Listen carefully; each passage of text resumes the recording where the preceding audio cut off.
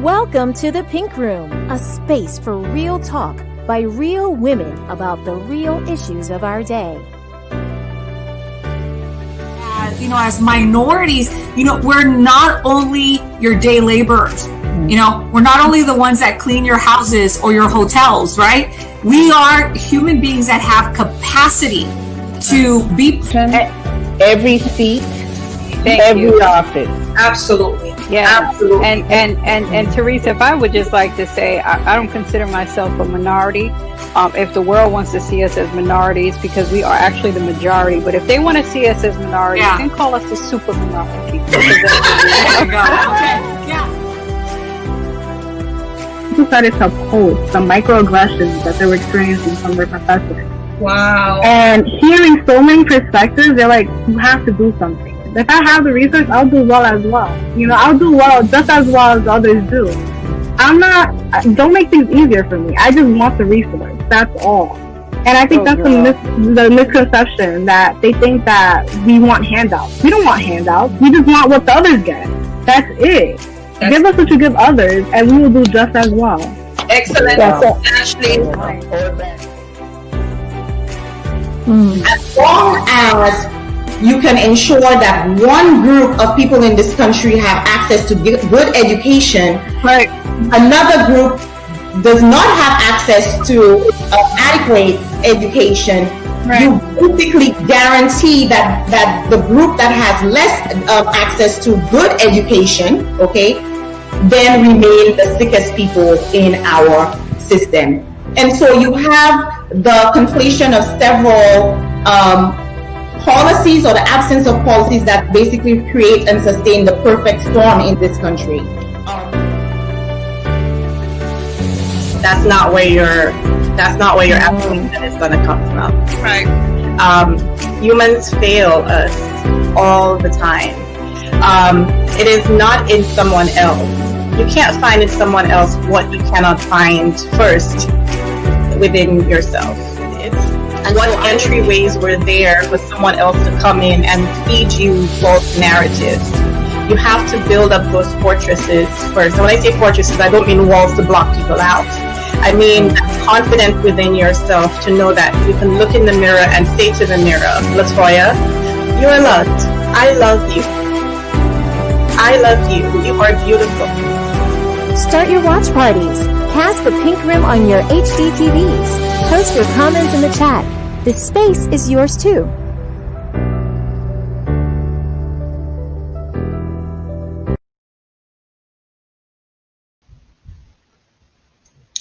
Welcome to this special edition of the Pink Room. Join me in this grounding exercise as we set the framework for our discussion today. Let's talk a little bit about the process of breathing. The respiratory system logs about 20,000 breaths daily. In the air sacs, freshly inhaled oxygen is passed to the blood, and it is then pumped through the body. Air sacs also absorb carbon dioxide, and then it is removed from the body through exhalation. Deep breaths are efficient. They allow the body to fully exchange incoming oxygen with the outgoing carbon dioxide. They also have shown to lower heart rate and also stabilize one's blood pressure, particularly in situations of immense stress. Breathing more slowly and gently and deeply helps our body to relax, reduces tension and anxiety, and improves concentration and memory. Breathing deeply and slowly helps to calm your mind and to relax your body, connecting both the mind and body to each other. Diaphragmatic or abdominal breathing is one of the easiest ways to produce a relaxation response. And so joining me today is the Pink Room team as we practice some deep breathing through the box breathing technique. So ladies, in this technique, You will first breathe through your nose for 4 seconds. Hold that breath for 4 seconds. Exhale for 4 seconds and hold for 4 seconds. And we'll repeat this process twice. Are you ready? Let's try. Breathe for 4 seconds. 3, 2, 1. Hold. 3, 2, 1.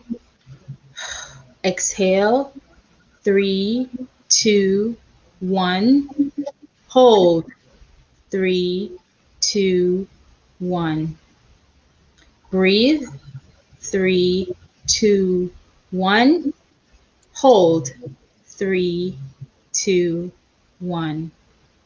Exhale. 3, 2, 1. Hold. 3, 2, 1. Thank you. Breathing gives you control. While there are things and situations that we may not have control over before, now in this present moment, as we've allowed ourselves to breathe, allow yourself to exhale stress, exhaustion, anger, hurt, pain, and sadness. Exhale. And joining me with the co-host, we will now talk about some areas that we can gain control over. So as we try this technique one more time for this grounding exercise, breathe, 3, 2, 1, hold, 3, 2, 1, exhale, 3, 2, 1, hold, 3, 2, 1, breathe. In this present moment, I have control over My timing, my truth, My voice and my healing. focusing on your breath helps you to regain control. As you focus on your breath, think of the positive things that you can experience from your control, from your autonomy. Regain control through breathing. Let the rhythm of your breath soothe you. Let it ground you. Let it support you. Let it affirm you. And let it empower you. Take time to breathe. thank you so much, Chanel. Take time to breathe. And though we have to remember that, thank you so much for that grounding exercise. And we hope that those who are listening to us or joining us today were able to also practice that grounding exercise. Today, we want to take some time to come to you to discuss the issue of increasing cases of clergy misconduct that have overtaken the social media waves. When we talk about misconduct, we include allegations of infidelities, rape, molestation, sexual abuse, and even domestic violence. We want to make it very clear that infidelity and rape and sexual abuse are not the same, and they should never be used or talked about interchangeably. In the case of infidelity, you may have a layer of consent, but the power dynamics of a minister along with another minister in a subordinate position or a member make it problematic and even criminal. In the case of rape, abuse, and molestation, there's a clear victimization regardless of the person's age. And the fact that grooming takes place, it is evident of intent. We come to you as an organization with 13 years of experience of sitting with over 7,000 women and girls, regardless of their religious beliefs, all over these United States, Latin America, and the Caribbean, with large number of these women and girls being victims of molestation, sexual abuse, and rape. We have sat with them in the caves of depression, societal shaming, feelings of unworthiness, and imposed guilt for something they had no control over. We have worked with and we have walked with these women as they stood in their truth and they found a path to healing. So yes, For Real Women International has the authority to speak on this matter. We have done the work, and we have gotten our hands dirty, and we have our knees bruised to prove it. I personally come to you also as the wife of a minister, a daughter of a minister, from a family of ministers. There's very little about denominational structure, culture, and mindset that I don't know or understand. My father had 2 daughters, and I can guarantee you if one of them had been a son during the time when I was in college, he would have been a minister. My co-hosts also are part of denominations and have served and worshiped in denominations for years.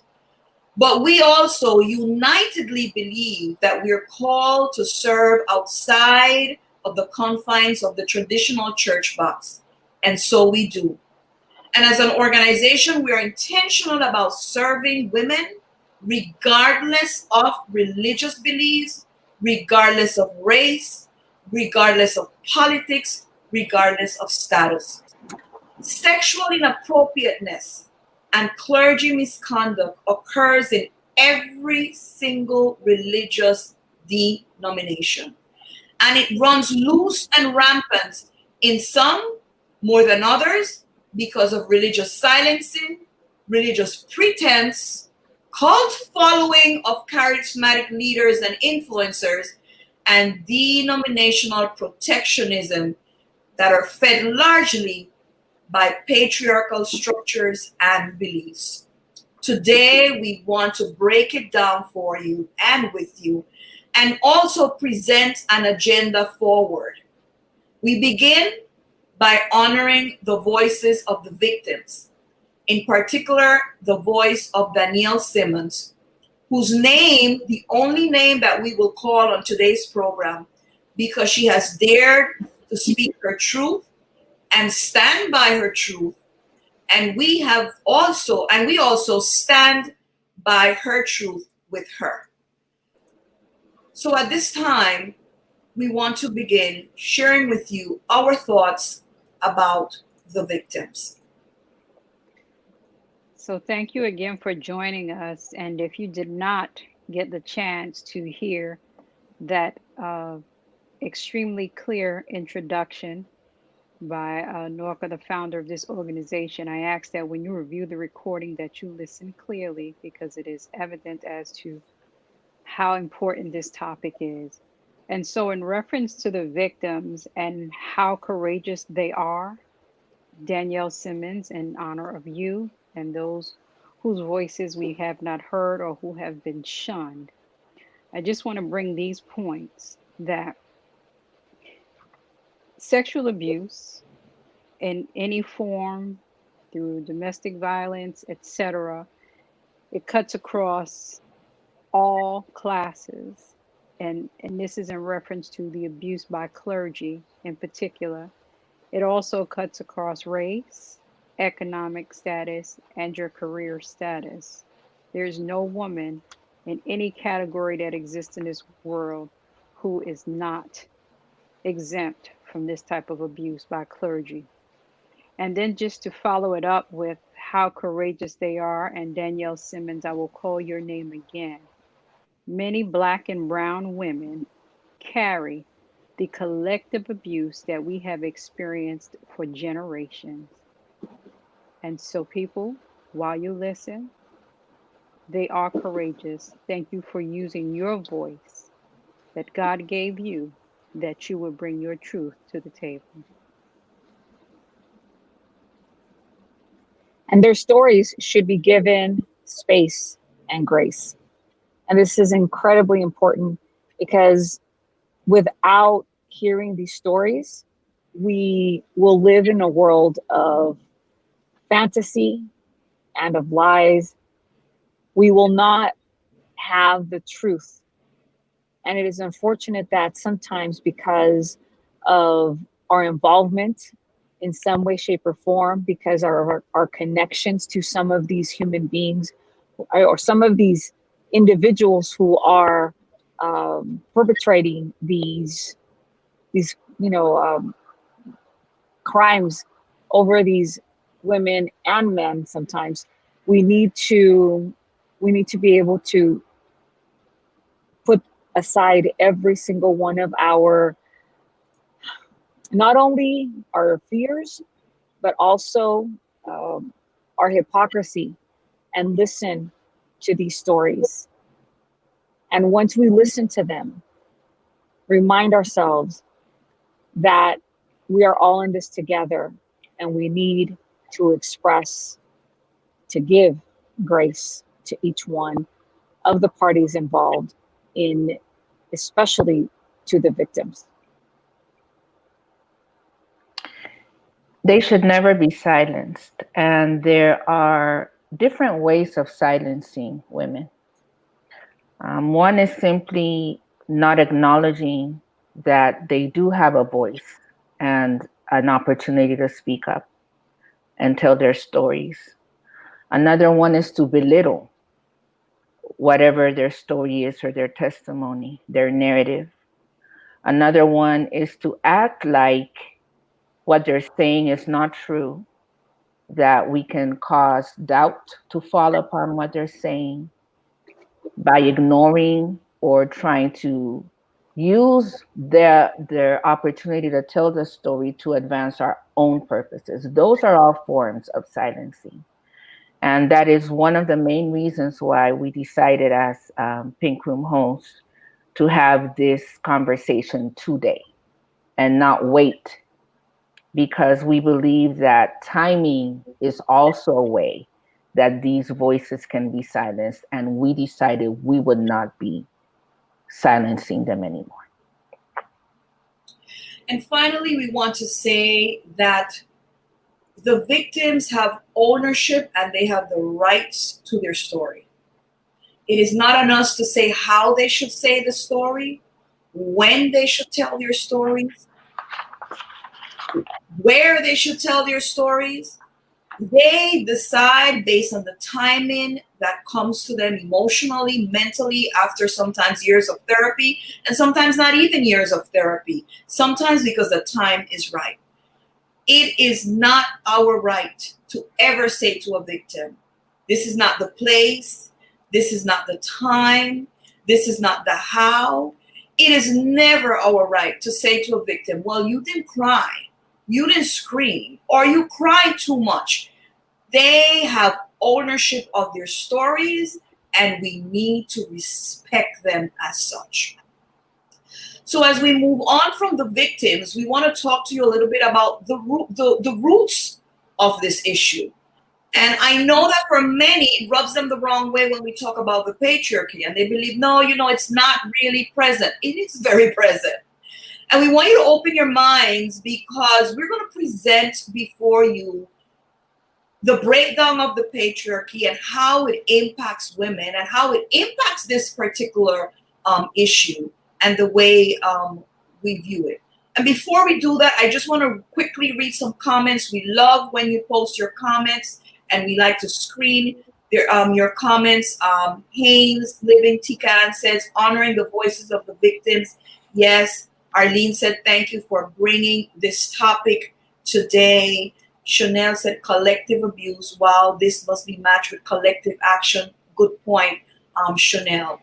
And we want to talk to you now about the lies that we have believed over time, lies of the patriarchy, and we're going to break this down for you. So let's start with the first one.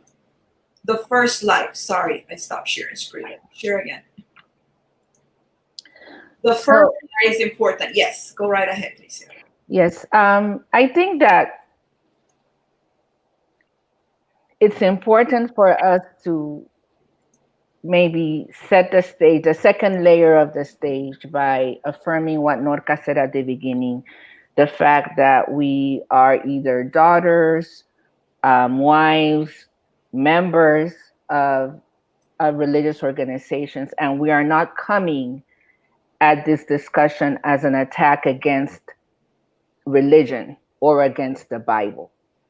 What we are talking about today is the way that the Bible and religion has been used to silence and to perpetrate abuse on women, on children, Correct. on members. And we want to make that very clear. The very first lie that we want to talk about is the lie that the Bible and religion justify men's dominance over women. You have to be very intentional to find stories in the Bible that speak to the role of women. But you don't have to look too far. So just because you haven't heard it doesn't mean it's not there. And there are many examples of strong women in the Bible in all kinds of different relationships and stations in life. We have judges, we have prophetesses, we have barren women, we have women with many children, we have young women, we have old women, we have all daughters to one man, we have women who were thought to be adulterers. We have all different kinds of women, women who were thought of as holy and women who were thought of as sinful. And there is not a single instance in the Bible where you do not see the relationship that God has to women as an empowering relationship, as a relationship that honors women as people, not as granddaughters, not as inheriting the relationship through their husbands or their fathers. There's a personal connection that exists between women in the Bible and their God.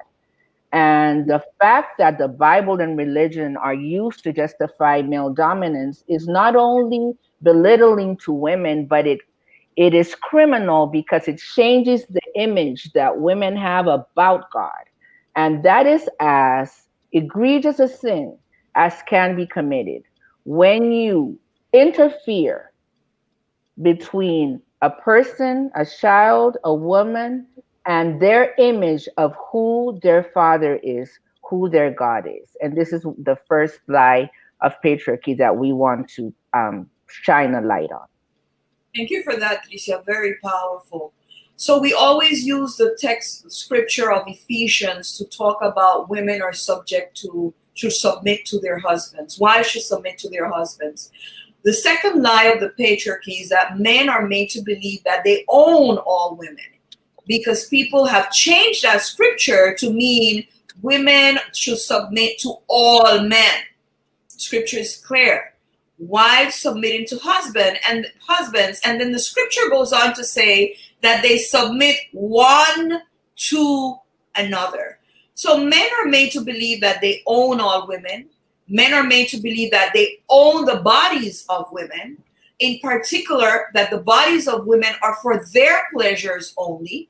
And women, let me just say this, women in many Western civilized, supposedly societies are always made to give up their names, and with their names, their past when they marry. Think about that for a minute. In indigenous societies, even some Latin American countries, the woman remains with her name, her father's name, the person who brought her to this world, the person who raised her, the person who funded her. She remains with that name. Now, think about you marrying this person who you really don't know how it's going to fare out, did not bring you into this world, did not raise you, did not fund you, and you are leaving everything that you know, because we use the excuse, the Bible says leave and cleave, but it says it for both, right? But the woman is the one that leaves her name. I know that for a lot of young women, they have struggled with this, and they feel in some kind of way, and young men, that if she doesn't have my name, then she doesn't belong to me. Hey, she's not property. She does not belong to you. She does not belong to you. She's not property. And that is why many of us choose to use both of our names.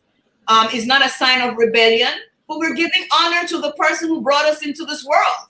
And we have a right to do so. So think about leaving everything that you know, your past, your name, your history, your heritage, because Now you're marrying this person that you really don't know how it's going to fare out, and you're taking that on. Those are some of the lies of the patriarchy that we want you to think about carefully.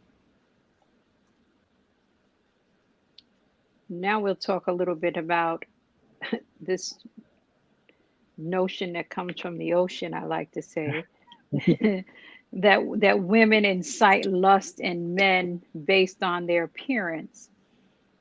If I would just like to throw in this little point here, if that were the case, we should be incited by the way men would dress. If you want us to look at the days of antiquity when men walked around in cloaks and daggers. So unfortunately, this becomes one of the poorest excuses for why clergy in particular are abusing women, and people in particular abuse women and girls and children. You have every right as an adult woman to dress as you may. You do know at some point in your life, at certain ages, you should dress in moderation, and you should respect your body, which is the temple. You should not allow your body to be exposed to any and everyone to enjoy, right? For those of us who are married, it is for your partner. So if some people are not at a certain point in their lives and they dress in a particular way, it gives no man, no woman, it gives no one the right to feel that they should be powerful enough and privileged enough to abuse you and use the excuse that whatever you wore. But mind you, it is we women who have accepted this idea that we should dress a certain way, our appearance should look a certain way so that we're pleasing to your sight.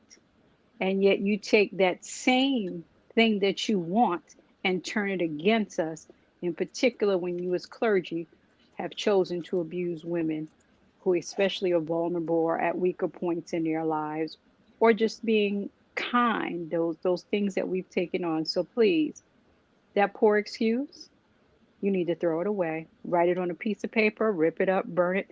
That is an excuse, and it is a lie. Exactly. And unfortunately, the way that the church has consistently made policy to hinder women's participation at the leadership level, and I speak from the experience that I have in the organization that I belong to, but it is the same across the board.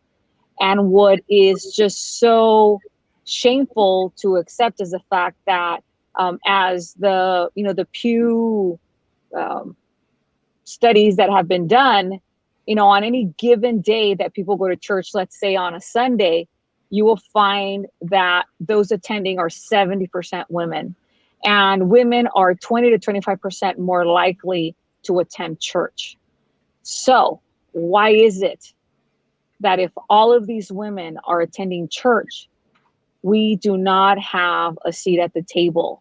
Why is it that in organizations like the one that I have my membership in has one woman in a presidential position at a conference level when you have, hundreds of conferences across the world?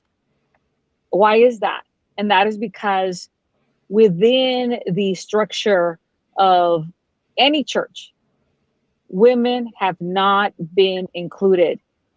And what ends up happening is you have a disproportionate balance of power. And, as my co-host Norca said, this is not about, I happen to have human beings that I care for and admire who are male pastors. So there are people in different, in all the across the board in organizations that are doing what they're supposed to be doing. But right now we're speaking out as religion as a whole has disenfranchised women. They have purposefully, intentionally spoken out against women and portrayed her as a temptress as the one who will allure men and drive them into their into the pit of hell because of her enchantments. And the church, from its inception, any church, any religious organization, has made it a point to portray women as evil. Thus, they don't have a seat at the table. One of the things that we see is that when women in denominations make a mistake, sin, whatever you want to call it, have a flaw, there is a tendency to be swift and punitive against women. Think about religious organizations that if a young lady comes to church and they realize that she's pregnant, we still have people who talk about disfellowshipping her, reading her out of the church. Yet still young men can go around and probably get 10 young women pregnant, and they do not experience that. More so, our point here with the lies of the patriarchy is that we tend to have this right to comfort for men who are in power, men who have influence. We feel that we need to protect them when they fall, and not so for women. So if a man is in power or is in a position of influence and he falls, he strays, he is unfaithful, we tend to then say, oh, it's his flawed humanity. They're humans. And we're not saying that they're not. But what we're saying here is we don't have that same type of grace for women who perhaps have the same flaws and mistakes when they are presented. So we tend to feel that we need to protect the men, explain away the reasons why they have fallen, and almost always blame the women who are throwing themselves at their feet. But we don't do the same thing for women. Norka, before I go into my next point, I believe that if it's okay with you, I'd like to just expand a little bit more on this one about the protectionism. And I think that what opened my eyes a lot to this was when thinking about domestic violence and the fact that a lot of Black and brown women do not report the abuse because they believe that they are betraying their community. Right. Because they are signing the life of their partner into a system that is already unjust. That's right. So they're saying, if I accuse him, it's not just, there's so many layers of this. So it's not just, I won't have food for my children. That's not necessarily even the case. In many cases, it is because if I accuse him, then I will be the reason why he will be entered into a system that is already unjust. And it's going to be my fault if he gets more time in jail, all of these things that just are triggered by a report of abuse. And when looking at it and mirroring it to what happens in the situation we're talking about today, is that idea that we are supposed to protect the church. We're supposed to protect it from the world. We are not supposed to go into any sort of legal sort of situations where Jesus said, make sure you make things right with your brother before you get to the courthouse. So all of this is, in a sense, protectionism. So you can even be told, even if you're right, don't say anything because you will be bringing shame upon the body of Christ. Right. Never mind that the shame started by the person who abused you. That's shameful. But the minute you try to say something, when someone tries to say something to report it, then that person is told that they're bringing shame to the body of Christ. So it's not only the protection of the individual. We are now left with the burden of protecting the entire denomination from our pain, from telling our story.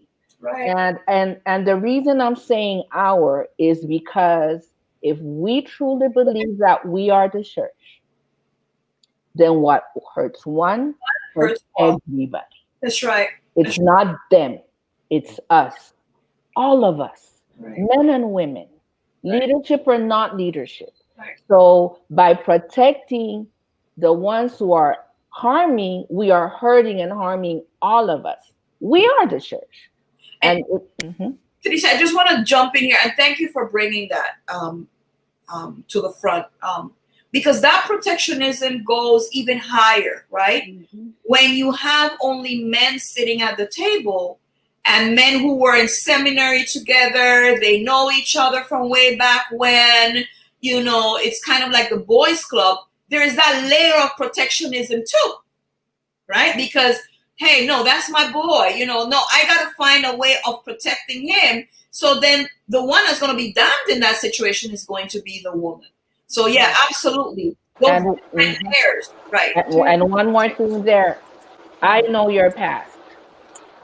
Right. We were in school together, so Right. I know what you used to be, what you used to do. If I don't defend and protect you now, We're who's going to going talk to about defend me. and protect me? Yes, ma'am. Absolutely. Shonda, go ahead. Yes, and just Then we'll then move into her point. But go ahead, Shonda. yes, before you go into your point quickly, Trithia, just to say also that in that protectionism, we also shy away from the exact system that does not protect us, which is one of the reasons why a lot of times we don't also go to that same system. So again, it's all about that collective abuse. We're getting it from all angles. So if they don't trust me already, and the church is not trusting me, like, nah, I just can't do this because there's so much at risk. Right. Maybe. I'm Right. just saying, Yes. Yes. Um, the next slide we want to talk about is that the only way for a woman to be whole or complete is as a factor of who she's in relationship with or who she's able to bring into the world. That's what brings her value. She is worthy if she's able to find a man, catch a man, and keep a man. And she is worthy if her womb is full and produces children. And if one of those two or both doesn't happen, that decreases the value that that woman has for herself, for her gifts, her talents, the things that God gave her are not put to full use unless they're manifested through serving her home, raising her children, propping her husband up so he can shine. Yes. And that is so against everything that we see in how the world was created when it starts by saying male and female created he them. If it would not have been necessary Exactly. if Eve was not Eve until she had Cain and Abel. Right. Imagine if Eve had not owned her womanhood until she had Cain, who turned out to be a murderer. Right. What would that have said? So Yeah. that's another lie that's perpetrated where you're not enough, you're not complete, you're not whole until you are somebody's wife and or someone's mother. Great point. And our next point, and it just kind of rolls right into what this discussion has been, that victims have brought trouble on themselves. We can't help our circumstances. You may not like who we are. You may not like what we say. You may not like how we look or speak. But that has nothing to do with you inflicting this type of abuse on any of us, especially women. And again, coming from the clergy. No one as a victim is bringing trouble on themselves. There's nothing that they would do that would cause anyone, again, to harm them in such a manner. So for those of us who like to say, oh, she doesn't have children, so she was all up in his face and acting this way anyway, excuse. Or she's always around the men and the elders, the boys club or whoever, excuse. Or she's always in this particular, excuse.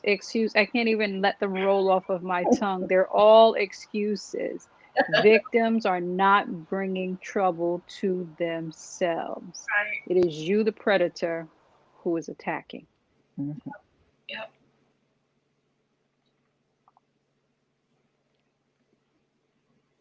Teresa.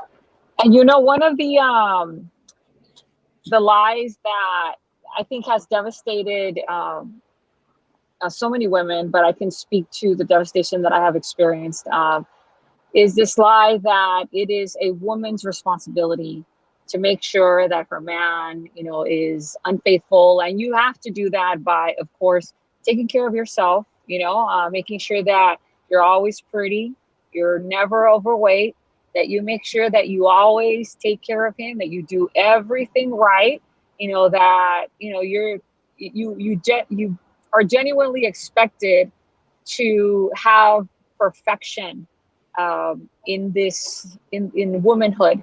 And I mean, I don't want to use that in a way that some women will think that that's what it requires. No, I think that that's what we've been told we're supposed to be in order to, you know, to achieve perfection. And, you know, we've been lied to. Because it is evident. I mean, we see it at every single level, not only in our communities of faith.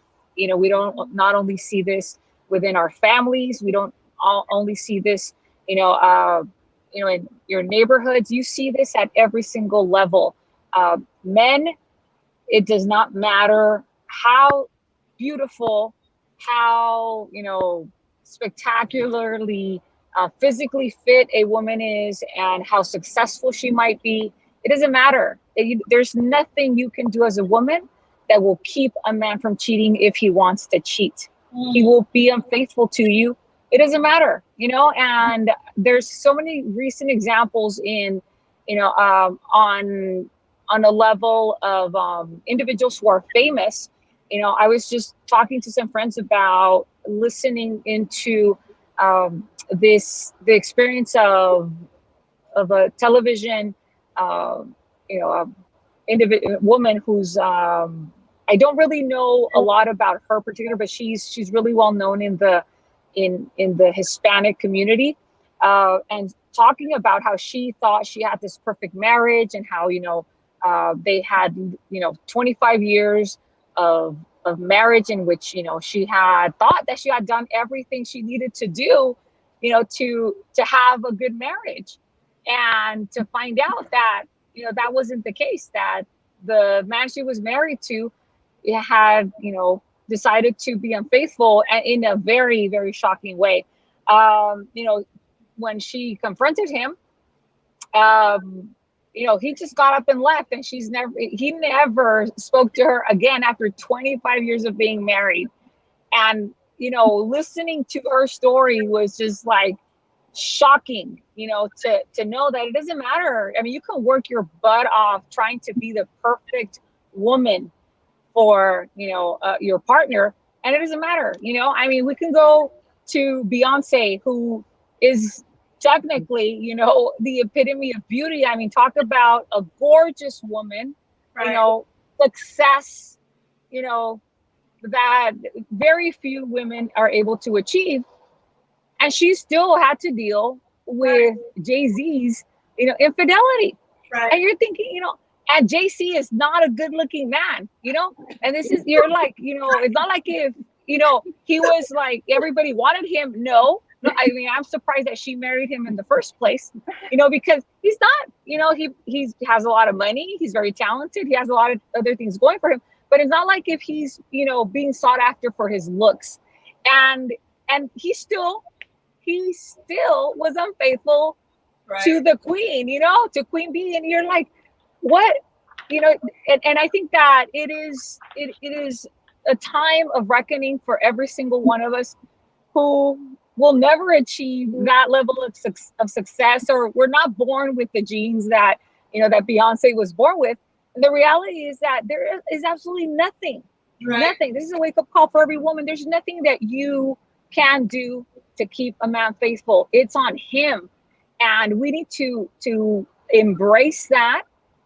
And we need to start living our lives free of those chains that have been, poured on us, because there's so many women who just beat themselves up. And I mean, me included, because I grew up believing all these lies. You're supposed to always be pretty. I know ladies who would get up in the morning, and the first thing they would do is put on lipstick, because they didn't want their husbands to see them, all, ungroomed. And I'm like, what? It was, and there's a TV series called The Marvelous Mrs Maisel. I don't know if you guys are familiar with that. No. During like COVID, quarantine, I've been able to do some things, and I was watching that show, and the first episodes, she gets married, and she gets up in the morning before he does, once she gets married, puts on she puts on her rollers, and she's like perfect. When he wakes up, he still cheats on her, right? And so I think that it's time that women just stop believing this lie. And it's a lie that we hear from our family members, because I heard it from people that genuinely love me and care for me, and they would say stuff like, don't forget, you always need to be well dressed, well groomed, your kids have to be taken care of, don't forget to treat your husband. And I'm not saying that there's anything wrong with that. I'm just saying that we should not think that is going to stop men from being unfaithful. There's nothing that you or I as a woman can do. It is on men, and we need to start giving them back that responsibility. Absolutely. And then we will start having healthier relationships. Absolutely. And we also need to be mindful sometimes in denominations and in our churches and in our ministries, where that is one of the things that is preached, or that is a recommendation that is given. Go home and give him sex. Fix yourself up. You need to lose weight. We don't put the responsibility on him to, hey, are you connecting with your partner? Yeah. It's not her looking good that's going to stop you from cheating, right? There's the element of control. So absolutely. I'm going to read some comments before we go into the effects of the lies. We leave up the slide, and we hope people are taking snapshots so you're able to listen. We want you to carry this discussion forward. We're asking you to do watch parties, but we want you to take the information that we're giving you here and the breakdown, carry this discussion forward. Take it to your churches, take it to your ministers, take it to your marriage, your families, and have the conversation and the discussion with them.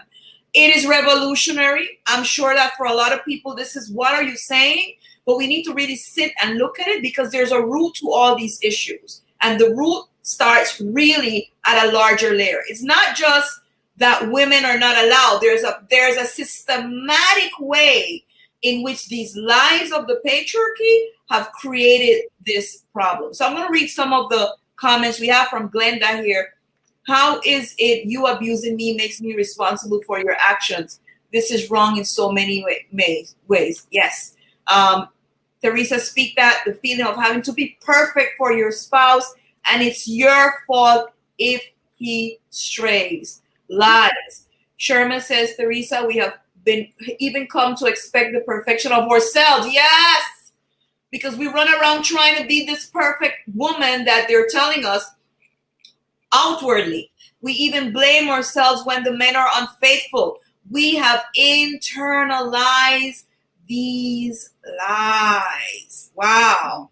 And then Tika Ann says, nothing. If that man wants to cheat, he is going to cheat. Absolutely.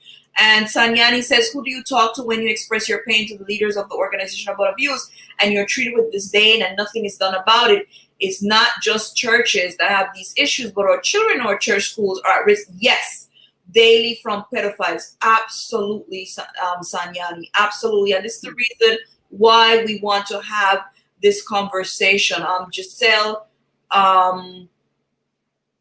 says here, this is astonishing. I think women should only get in relationship with God-fearing men. I mean, men who truly put God first and see infidelity as an offense to God first. To God first. Latoya said something powerful here. We kill our own souls for their peace. That is powerful. But Go ahead, Tricia. I think that we may not recognize, and that's part of the reason why we have I think the four of us have chatted more this week than all the other weeks put together. Because I think that we may not even be recognizing how internalized this is. We may not even recognize it in how we raise our sons. So it's not only our daughters that need to hear it. When we say we must break the cycle and teach our daughters, we also need to teach our sons. Right. Because we're putting someone's daughter, because that's what you do in marriage. The dad hands over the daughter to this man. And says, here you go. Take her. Baton passed. I'm done. It's your turn. Mercy. Wow. Even that gives me chills. Listen, that's what that ceremony is. I mean, that's the visual. Even if you do all the honor and respect and obey till death do us part, the visual is someone has to give you away and someone has to pick you up. Yes. Mercy. Okay. So we need to we don't I don't think that, let me pause and breathe like Chanel say. Yeah. And say that one of the biggest things that has happened to me this week is becoming cognizant of what I have internalized. One, what I have not processed. Three, what I have believed that I didn't even know I believed. Right. And four, how this needed to be an experience that was shared in empathy. Right. That it could not be the Neil story alone. Right. And that it took 2 or 3 different times of reading it and watching the video and talking about it for it to get me to cry about it. It wasn't something that hurt me from the beginning. It was a shock. But to feel her pain, it took me several go-arounds because it has become so customary to hear these things happen that we have normalized this, and that is wrong. And we need to come to a place where it is not okay ever in any way. It's not okay. And then we do what is necessary for everybody to get to a place where everybody knows it's not okay, where there's no one protecting or shielding the one perpetrating, and everybody is protecting and shielding the victim. That's right. Even if we don't like the word. Think about how many times we've heard the phrase, I'm not a victim. Don't make me a victim. Don't make yourself. Guess what? There are victims. Absolutely. There are victims. And we need to, as long as we do not recognize that and tag it and label it that way, we will not be moved to compassion to do something about it. And you know, Tricia, I'm glad this is a great segue into our next section about the effects. But we also need, every single woman and man needs to come to the realization that we're all victims. We're victims of lies. We're victims of a system that coddles. We're victims of societies that have brought us up to believe that we're less than.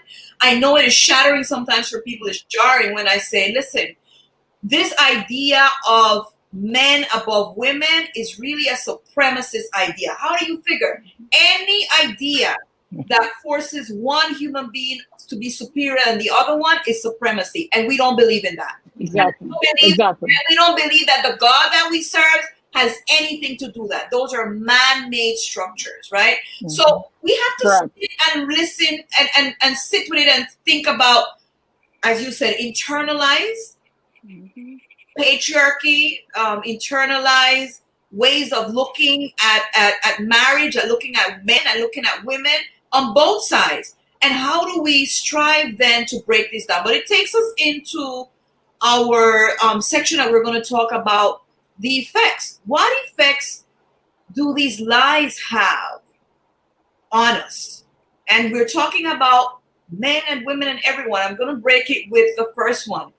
Charismatic speakers and leaders function with impunity and celebrity-like status. And again, for those of you who didn't hear me at the top, I'm a pastor's wife.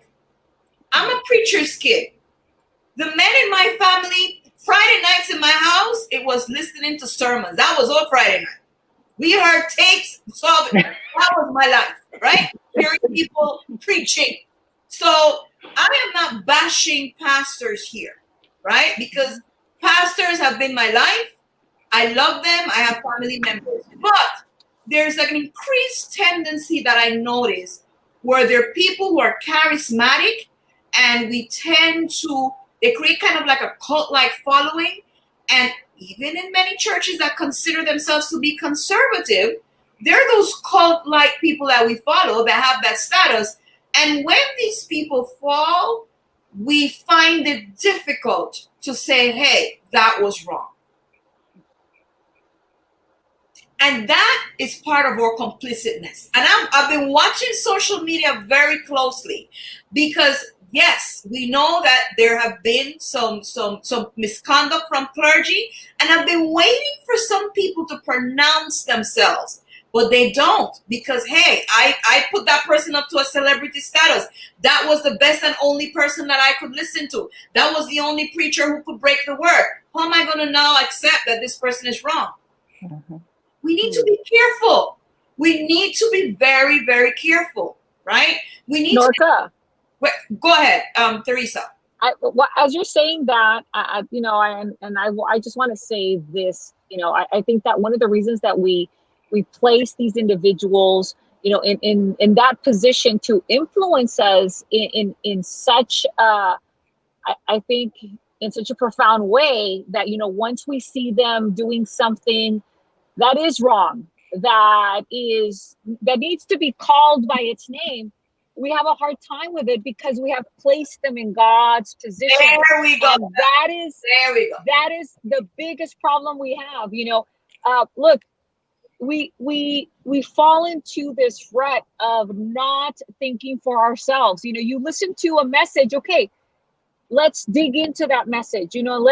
Let's take the message. But no, what we do is we praise the individual, and we start putting these people at a level above, and like, oh, well, they're closer to God. No, they're not. We're all on the ground.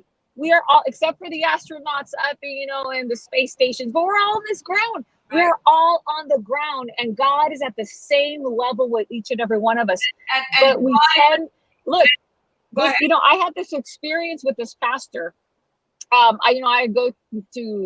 used to go to Spanish churches, and I had this experience with this pastor, and he was just like, telling us like, this is how it's going to be. This is what you're going to do. And, I talked to him and I said, I'm sorry, but you know what? You come from this old school where they used to kiss the Pope's, ring. I'm sorry, but you know what? That's not happening here. You need to realize that when you are a part of a church, and if you go to a church, and I want to say this to you clearly, if you have a membership in any community of faith, you are a volunteer there. You are a volunteer. You give of your time. You are not obligated. God does not obligate you to do anything. So never let anybody make you feel guilty for not doing something that the church wants you to do. Right. And it is a shame that we if the pastor asks you for something, you feel obligated to do it because you think God is asking you for it. That is not God. That is a man. The church is an earthly organization. If you want to know what God wants from you, talk to God yourself. That's what Christ came to tell us that we could do. So Teresa, you're jumping ahead. You're jumping way ahead. So we're talking about Sorry. I got too excited there. next, and we're going to go to that. But a lot of what you've said, what you've spoken to, is truth. And I'm just going to say this briefly and segue into you. That in nowhere we condone in disrespect, because oftentimes what you find, and I tell you that from my position of pastor's wife, that members feel that they have a right to disrespect the pastor. That is not what we're saying here. What we're saying here is that there needs to be, you need to be able, that when you attach yourself to people and they take the place of God in your life, you're unable to see what is right. Exactly. You're unable to call it out. Tricia, your time. And I think that just touching briefly on what you just said and something that I mentioned before, sometimes we may not recognize what we're doing. So sometimes you don't know that person has taken the place of God in your life. Right. And if somebody tells you that, you're like, oh no, of course not. Right. That's not me. So it takes real reflection. Sometimes it takes things like this happening. Right. For you to start looking inward and saying, where do I stand on this? Right. You know, what is it? And one of the things that we grew up with, I know because I have used this phrase, is do not touch the anointed of the Lord. Right. Don't touch the Lord's anointed.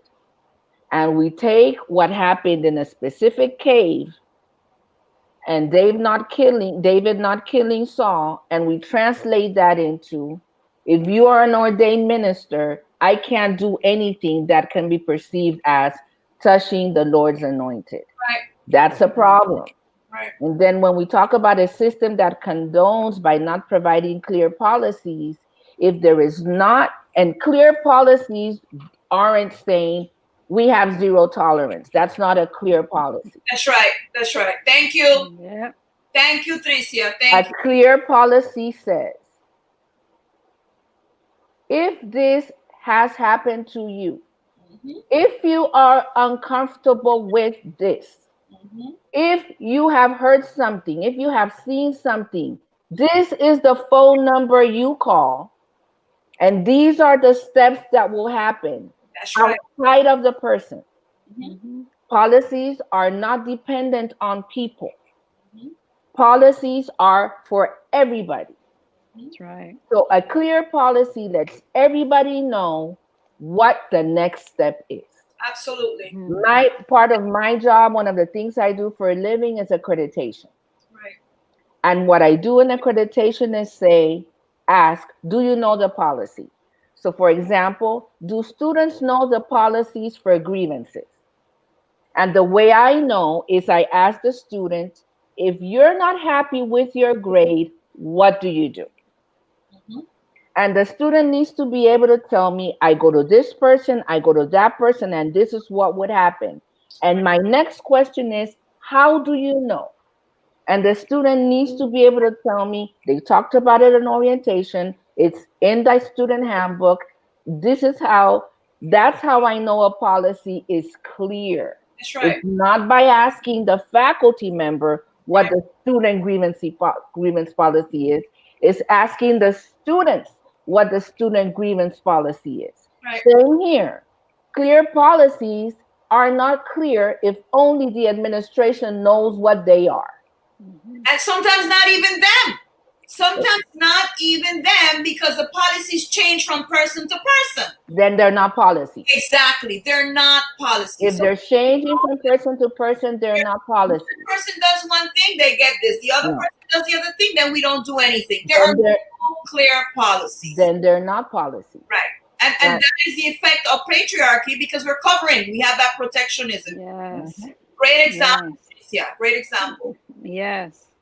Really good, Tricia. Thank you. And again, those policies sometimes are shifted for favoritism. And that's exactly where we're talking about policies being clear, I like to say.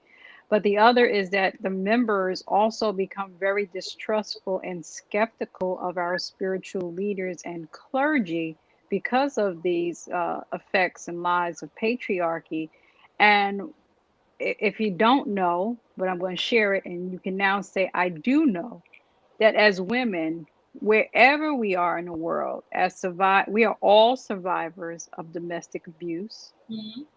And think about it, at the hands of our leaders, our church, and the state, because we as women are seen as less than. And then here we are looking to those who we look for spiritual guidance to lead us in love and in truth and in light. And when we do trust them, they confuse us. Yeah. And so now when I'm looking forward to receiving some great value to be added into my life, here I'm confused because you just violated that same life that I'm looking to value. And so a lot of times members will begin to leave churches, Right. start to condone other behaviors that go against exactly what it is of their religious faith and community's beliefs. Right. And so we no longer, as you said earlier, Norca, sometimes feel we don't have to respect pastors or leaders because now this situation has happened or these things are happening in our churches right before us. There's no policies, and because they're popular, nothing happens. And so, hello, who do I trust? Mm-hmm. Who can I dial? 1-800 find a trusted person. It's very confusing. I mean, I'm adding humor because it's just this it's subject heavy. is just so tense. It's heavy. And it's right before our eyes. It is Mm-hmm. the biggest, pinkest elephant in the room. Right. And we're not we're skating around it, we're skipping around it, we're cleaning around it. We're not dealing with the effect of patriarchy has done. And I like to add that, especially when we're talking about our American churches, patriotism, that patriarchy and patriotism together Mercy. has caused a lot of damage Mercy. in Yep. our churches Yep. and our trust in our religious leaders. Yeah. Thank you for that, Shonda. It separates, Shonda. I just want to know, like, yeah, it separates. It separates. Yes. And when we take a look at these effects, the fact that women from a very early age learned that, one of the main purposes of women's existence is to please men. And I think that that's where, when we look at the lies that we are told, and the way the Bible is used to tell us, okay, women was created to be man's, companion.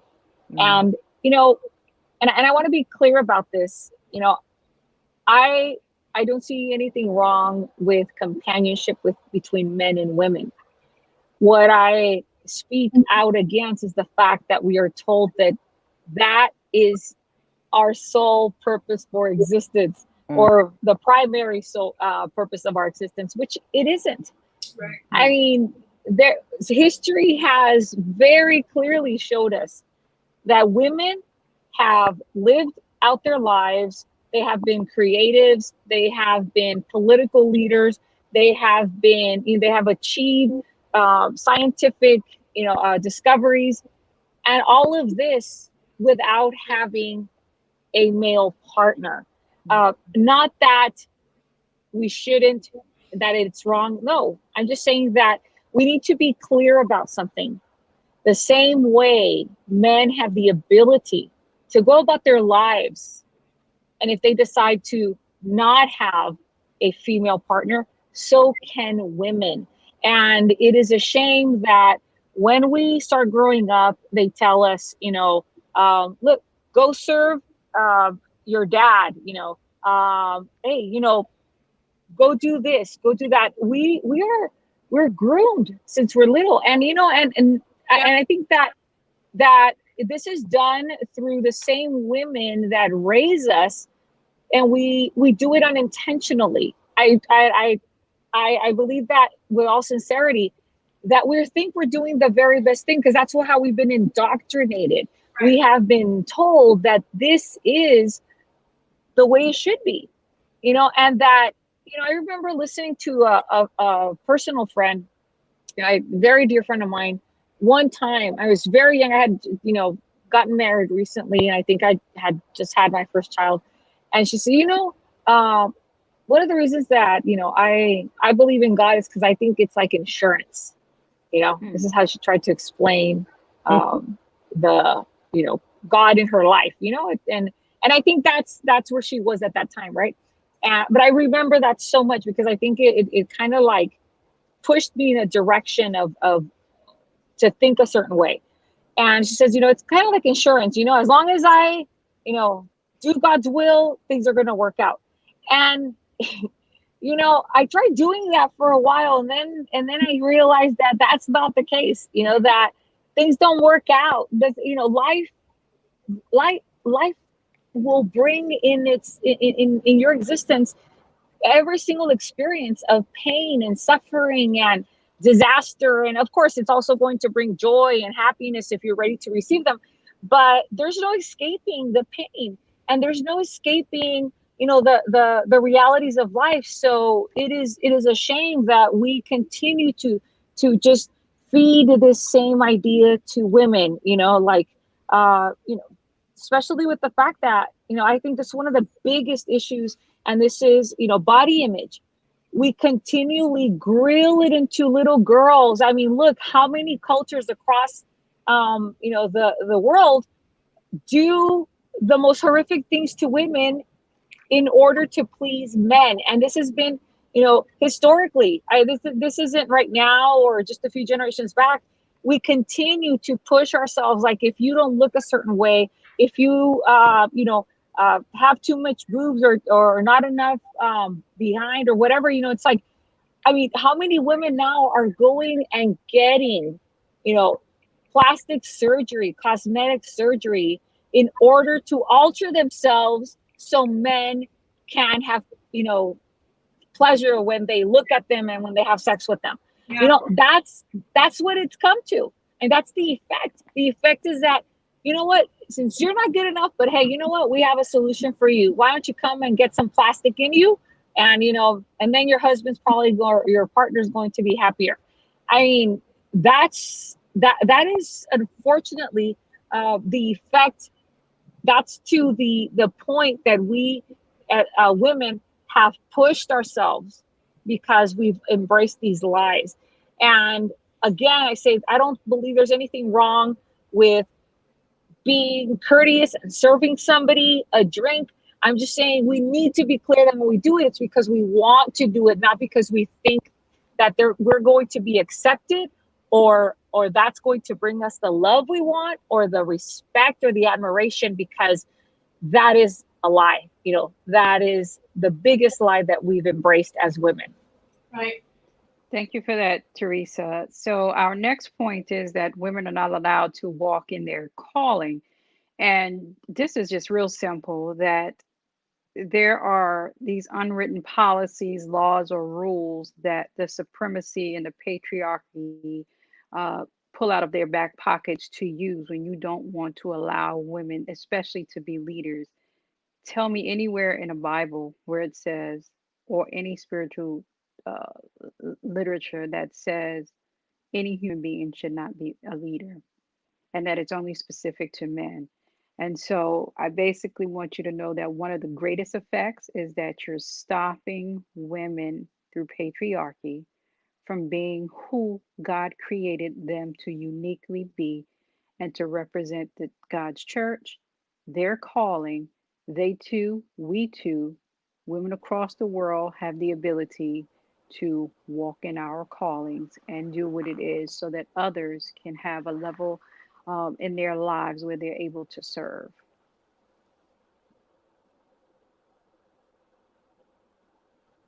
And, you know, continuing on with the fact that, you know, as women, we are taught from an early age, we're taught to be silent.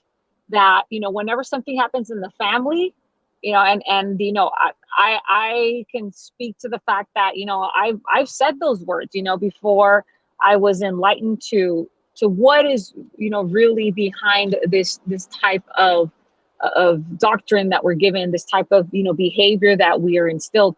And, you know, we're told, hey, you know what? You know, in Spanish we have this saying, you know, los trapos sucios se lavan en casa. Like, you know, You know, you don't take out your dirty rags in front of the public. You know, you wash that at home. That you take care of those things at home. So we're taught to be quiet no matter what it is. And you know, there's a lot of people were talking about Danielle Simmons and how she, you know, she came out. She says, "I'm outing myself. I'm going to speak. I'm going to use my voice." And you had people immediately saying like, "Why did she put it on social media? Why did she do this? Why did she?" You know, because we have been told that other people shouldn't know about our problems. But you know what? That's why our churches. That's why across the board, any institution that considers themselves Christian, you know, or even any organization that considers themselves God-fearing, they have problems because they're so worried about protecting God's image, right? They're like, what are they going to say about the church? What are they going to say about our family? And we're so concerned, and we think we're actually playing God in all of this, and we feel that it is like we are in the position of defending God, and we are just so far from the truth. The fact that, you know, we continually want to silence victims. We don't want to hear their stories. You know, and I think that one of the biggest issues that society has is the fact that we are turning a blind eye to our reality. We see it there, but we're like, if we turn the other way, it doesn't exist. And that is the biggest issue we have. Silence kills. We need to use our voice, and we need to teach our children, our young women, our girls, our young boys, and you know, and our young men to use their voice. Everybody. And the more we are comfortable with saying what's happening in our lives, we will be able to be and to aspire to be healthier human beings. Thank you so much for that, Teresa. I want to center the seventh effect on the families of ministers. And as a wife of a minister, and as I said to you before, the daughter of a minister, a niece, and so many families, the families of ministers are always greatly impacted. There are no protections for them, and there's no support provided to them. And I don't know if members are aware of this, but when things happen, they become collateral damage. That wife has to deal with that on her own. Those kids have to figure things out on their own. Nobody comes to say, listen, we know that this hurts you. Let's offer you some type of therapy. Nothing happens. In fact, let me tell you this. You know what happens? A lot of people start shunning you as if it's your fault, right? So right. The need for the protection and the need for respect, you need to remember that this woman and these children are greatly impacted by whatever is going on. Members take sides. If they're upset at the pastor, then they are upset at the wife and the children, right? They're mean to the pastor, they're mean to the wives and the children. The wife is going through her own thing by what she is facing, but nobody ever takes the time to be kind to her, to offer a word of comfort. They become, for me, in my estimation, really the weakest link of the entire, because the church will go on, the pastor may go on, they may move him somewhere else, or he may get another job. That wife and those kids, they remain scarred for life. They are also victims of these situations, and no one ever talks about it. No one considers them. No one cares about it, and it's something that we need to look at carefully. These are human beings too. They hurt. They have feelings. As we were talking, I remembered when I don't remember if it was Annas or Caiaphas that used that principle of expediency.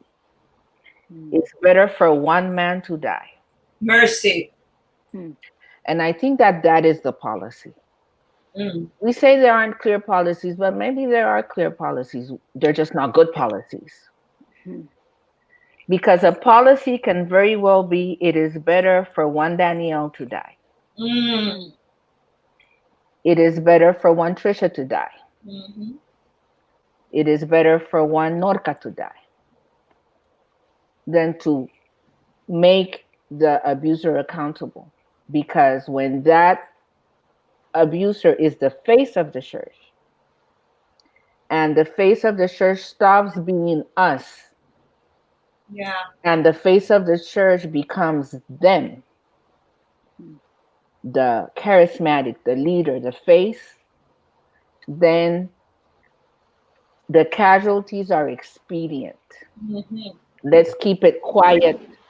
Let's not make too much noise about it, because it will hurt the cause Right. if people find out that we may be sinning just like everybody else. You know what, Tricia? Sorry to interrupt you here. You know what the problem with that belief is? That every human being is connected to other human beings. Mm-hmm. So that one person that you think that person is connected to a string of other human beings that are impacted by that one shot. Mm-hmm. Not only personal or familiar connections, Mm-hmm. but because I know you and I saw that when you spoke up, nothing happened. That's right. Or even worse, you got shunned, you got shamed, you had to leave, then I sure am not going to speak up. Yep. I'm not going to defend you if somebody who defended you is not on the out. Mm-hmm.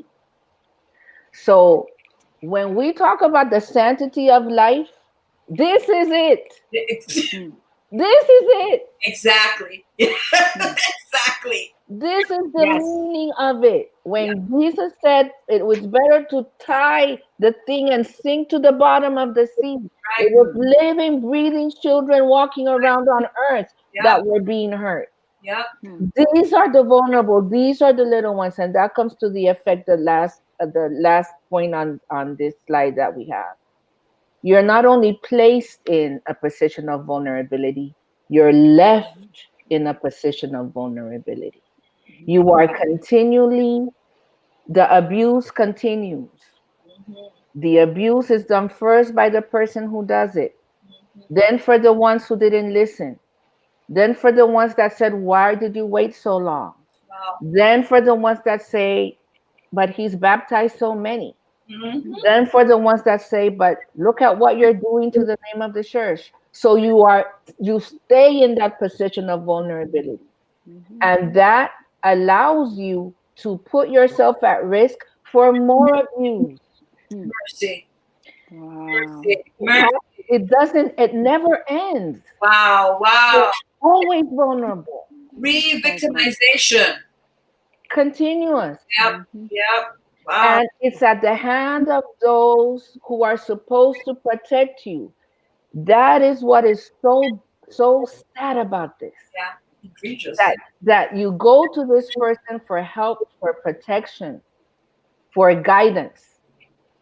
It's someone you look up to. Right. And then for this person to do that, that's murder. Yeah. Wow. Yep. You're breaking it down, girlfriend. That's it. That's it. You're breaking it down. Absolutely. Right. Absolutely. I'm going to take some time now to read some of the comments. Can't read all of them, but we'll try to screen some. The chat is lit. The chat is lit. Thank you so much. You could have been anywhere else, but you took the time, and we hope that this provides more opportunities for you to have the conversation. Agree, we need to train boys better. If your husband is not a role model, show your boys otherwise instead of being silent about misdeeds.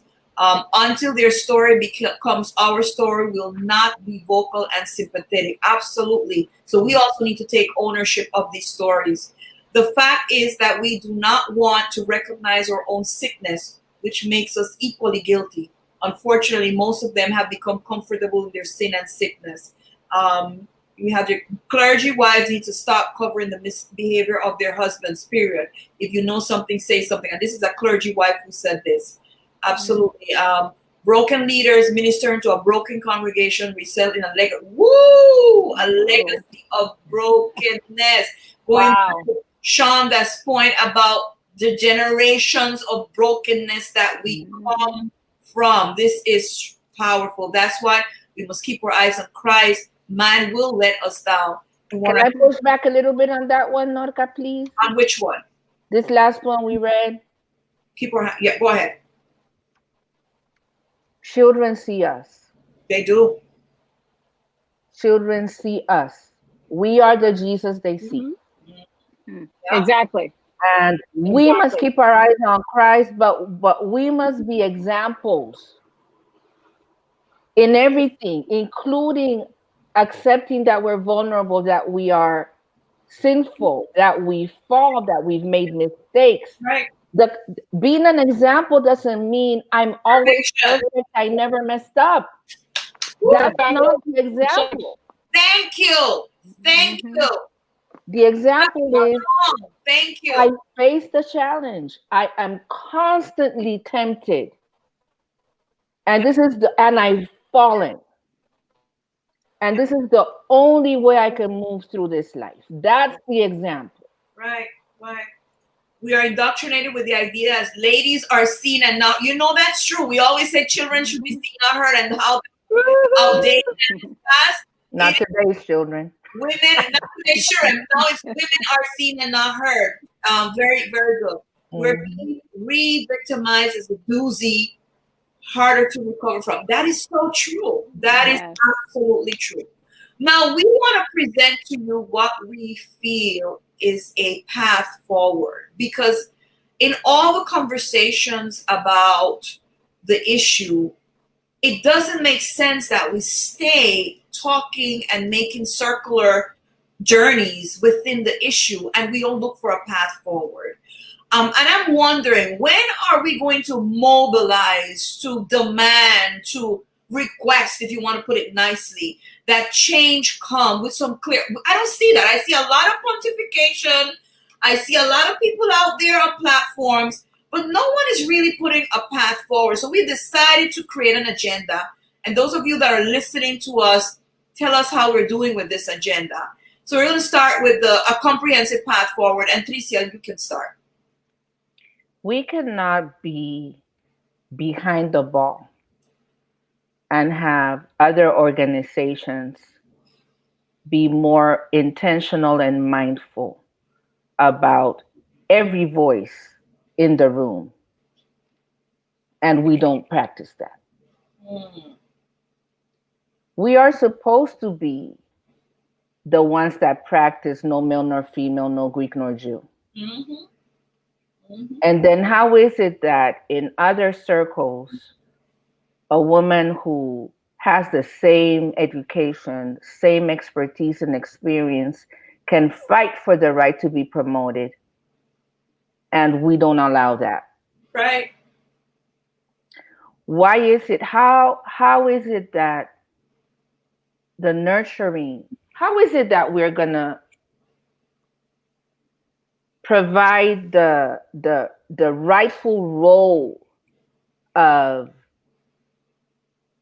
women and what they bring to ministry as equally needed, not just important, but necessary? Right. It's not about a title, a position, or the chance to baptize and marry people. Right. It's about the recognition that God made us both.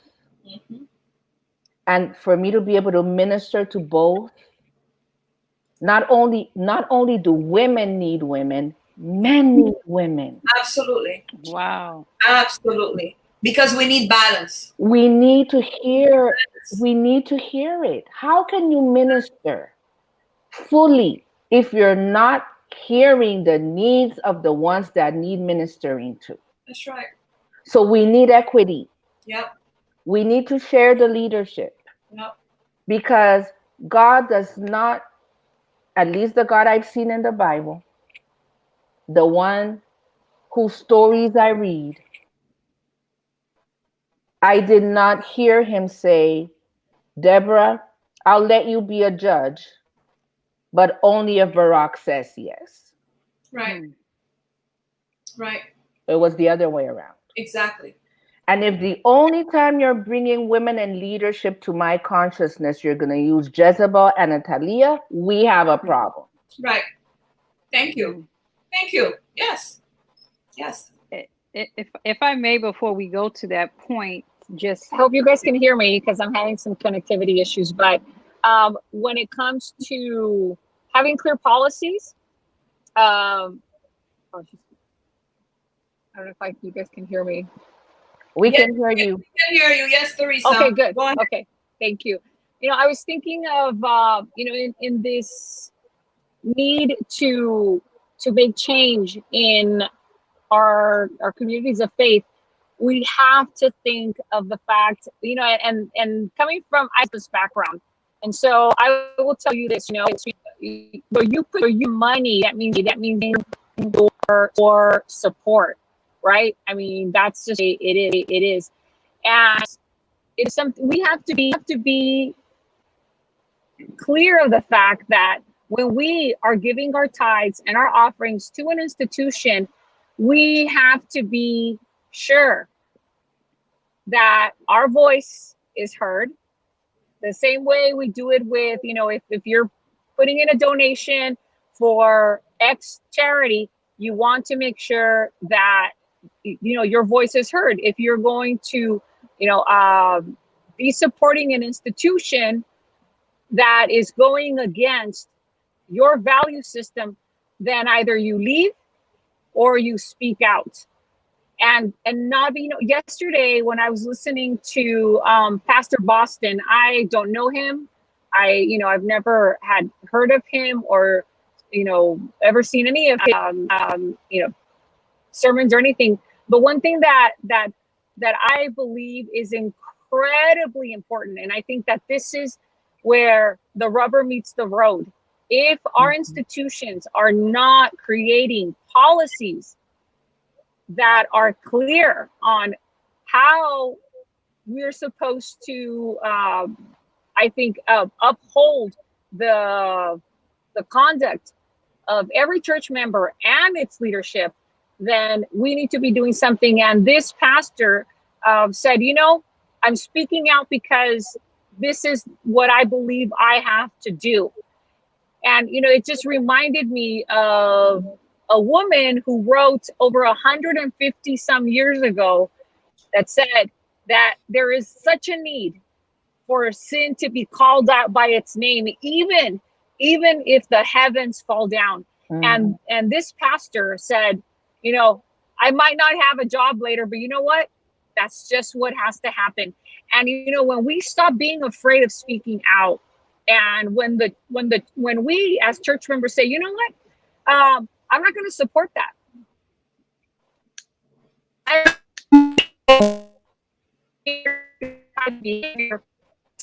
We need to make sure that people, the people that representation, that the people at the local board level have a clear policy on what expectations and for conduct and the repercussions or the consequences of behavior. A lot of times they're just like, okay, well, that person didn't follow our our 28 doctrine, so you know what, that person's just leaving. And I think that's one of the reasons that a lot of the churches in the US especially are emptying out, because we have no clear directive of how to deal with all of these issues that are in the churches. They will continue to be in the churches, and we have to learn how to address them. But and excuse me, I know as they say at the end of this pink room, that the views and the opinions of those of us who speak here do not reflect. But I would tell you one thing, if your organization is not supporting women, then you probably should think about not giving your tithe to them. Ooh. And this is nothing against those people who do their job and who are, faithful to the work that they've been called to. But I think that, if and I speak for the organization that I belong to, I bet you if Hope Wilson, was not receiving all of our tithe, I bet you things would change. But you know what? And keep on receiving more tithe. Push back on that a little bit, Teresa, because that doesn't necessarily work that way in this organization, unfortunately. Because if that method that you're saying would really impact that level, maybe I would be the first one to sign on, but it doesn't. It impacts your local level, right? But I agree. No, I'm not saying. Right, but I agree with you. This is where I agree with you fully. We need to demand more accountability. We don't. Yes. We do not demand accountability. And listen, you know what we've been taught? I have a problem because we've been taught to think this way. This is because we've been taught in our churches, right?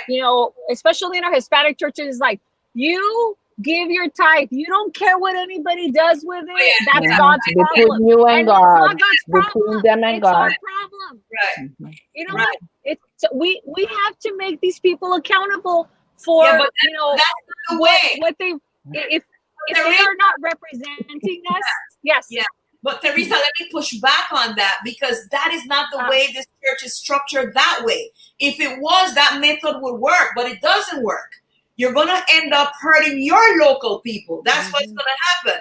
We need to understand the structure of the church, and we need to redress. Posting on social media, it's not enough. There needs to be an organized, mobilized force saying, listen, this is not working for us. There are many churches that have retained their tithe to the detriment of their own conferences. Yes. So there needs to be an understanding of how the church works. And there needs to, and listen, not all denominations work the same way. In other denominations, that method will work perfectly well. Unfortunately, in the one that you're talking about, that is not going to work. Not one penny is going to impact that level. I will tell you that right now. So we need to mobilize, and I think your point about making sure that things are clearly written, that there are thorough investigations about allegations, because that's another thing. Why isn't there a thorough investigation? And the investigation cannot be us investigating us. That's a problem too, because risk management belongs to the church. Risk management cannot be investigating for the issue. It has to be a third party investigating. Anyway, I'm jumping into Teresa's point, but and I just want to say this. I think you have a point in the fact that I understand that not organizations function the same, but what I do know is that money is the most powerful mover, and I bet you, I don't bet you, I assure you that when at the top level of any organization, but I speak for the one that I know because this is what we're having to deal with on a personal level. When they see that individuals are coming together and saying, you know what, we're keeping our monies locally, and you're not going to get anything. I'm just going to. I don't. I know I'm probably speaking in very general terms. But the point is this: that money is the ultimate determiner, for people to move. I mean, that's what that look. The politics that we're dealing with right now, it's all about money. We think it's about race. We think it's about, inequality, which I'm not saying that is not part of it, but it all comes down to money. Everything comes down to money, even when it comes down. Look, the reason why don't victims have the support of organizations like the one that we're dealing with, that Danielle is presenting? Why don't they get the support that they need? Because it affects the bottom line, and that's the point I'm trying to make. I might be very radical in what I am voicing, but the fact is this: it all comes down to the bottom line. Everything is. I mean, you go to churches in Mexico, and the whole month they'll be talking to you about stewardship. and how and they want to make you, they force you into giving, until it hurts, because that's what, they want you to think that that's how you get God's favor. And that's a problem. And I think all of this comes down to that, the silencing of victims, all of this comes down to, if it doesn't help the bottom line, then, we need to keep it under wraps. And listen, you have a point. We're not going to take away your point, I'll but stop there. I just want you to, Theresa, I just want you, because we're putting this out there. The structure that we're in works differently, and we need to learn how that structure works. And I do agree with you, however, that money speaks power. But we need to understand how it works, because if you're going to make a move in that regard, who is really going to hurt from that? And I think oftentimes we're in denominations, and people don't know head from foot of how the denomination works. They know there's somebody up there, there's somebody here, they have no clue. It is important that you educate yourself about how your church structure works, because every church structure works very, very differently. But even within the same denomination. Exactly. But you're making even within the same denomination. And the thing is that things are planned way in advance. Yeah. Yeah. A change doesn't happen tomorrow. The changes we make today will be seen in 5-10 years down the road, unless things happen differently. And things are happening differently because of the pandemic. Right. The entire way we see church has changed. Exactly. So for example, at global worldwide meetings that were supposed to happen did not happen. They were the first ones taken off the agenda. They were the first thing taken off the agenda, right? Okay. So that's why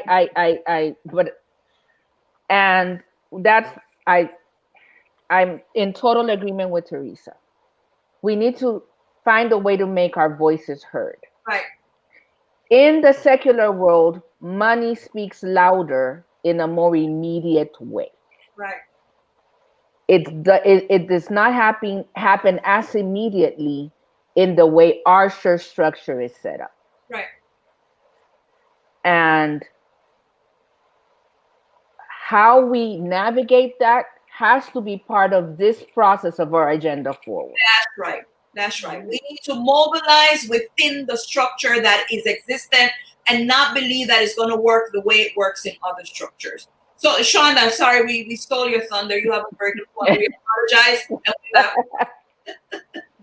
No stealing my thunder. You're just putting all that stuff that needs to be put on the table out there. So thank you. I sat and I learned as well. And so just to go on again with this change agenda, I'd like to say one thing too in terms of policies.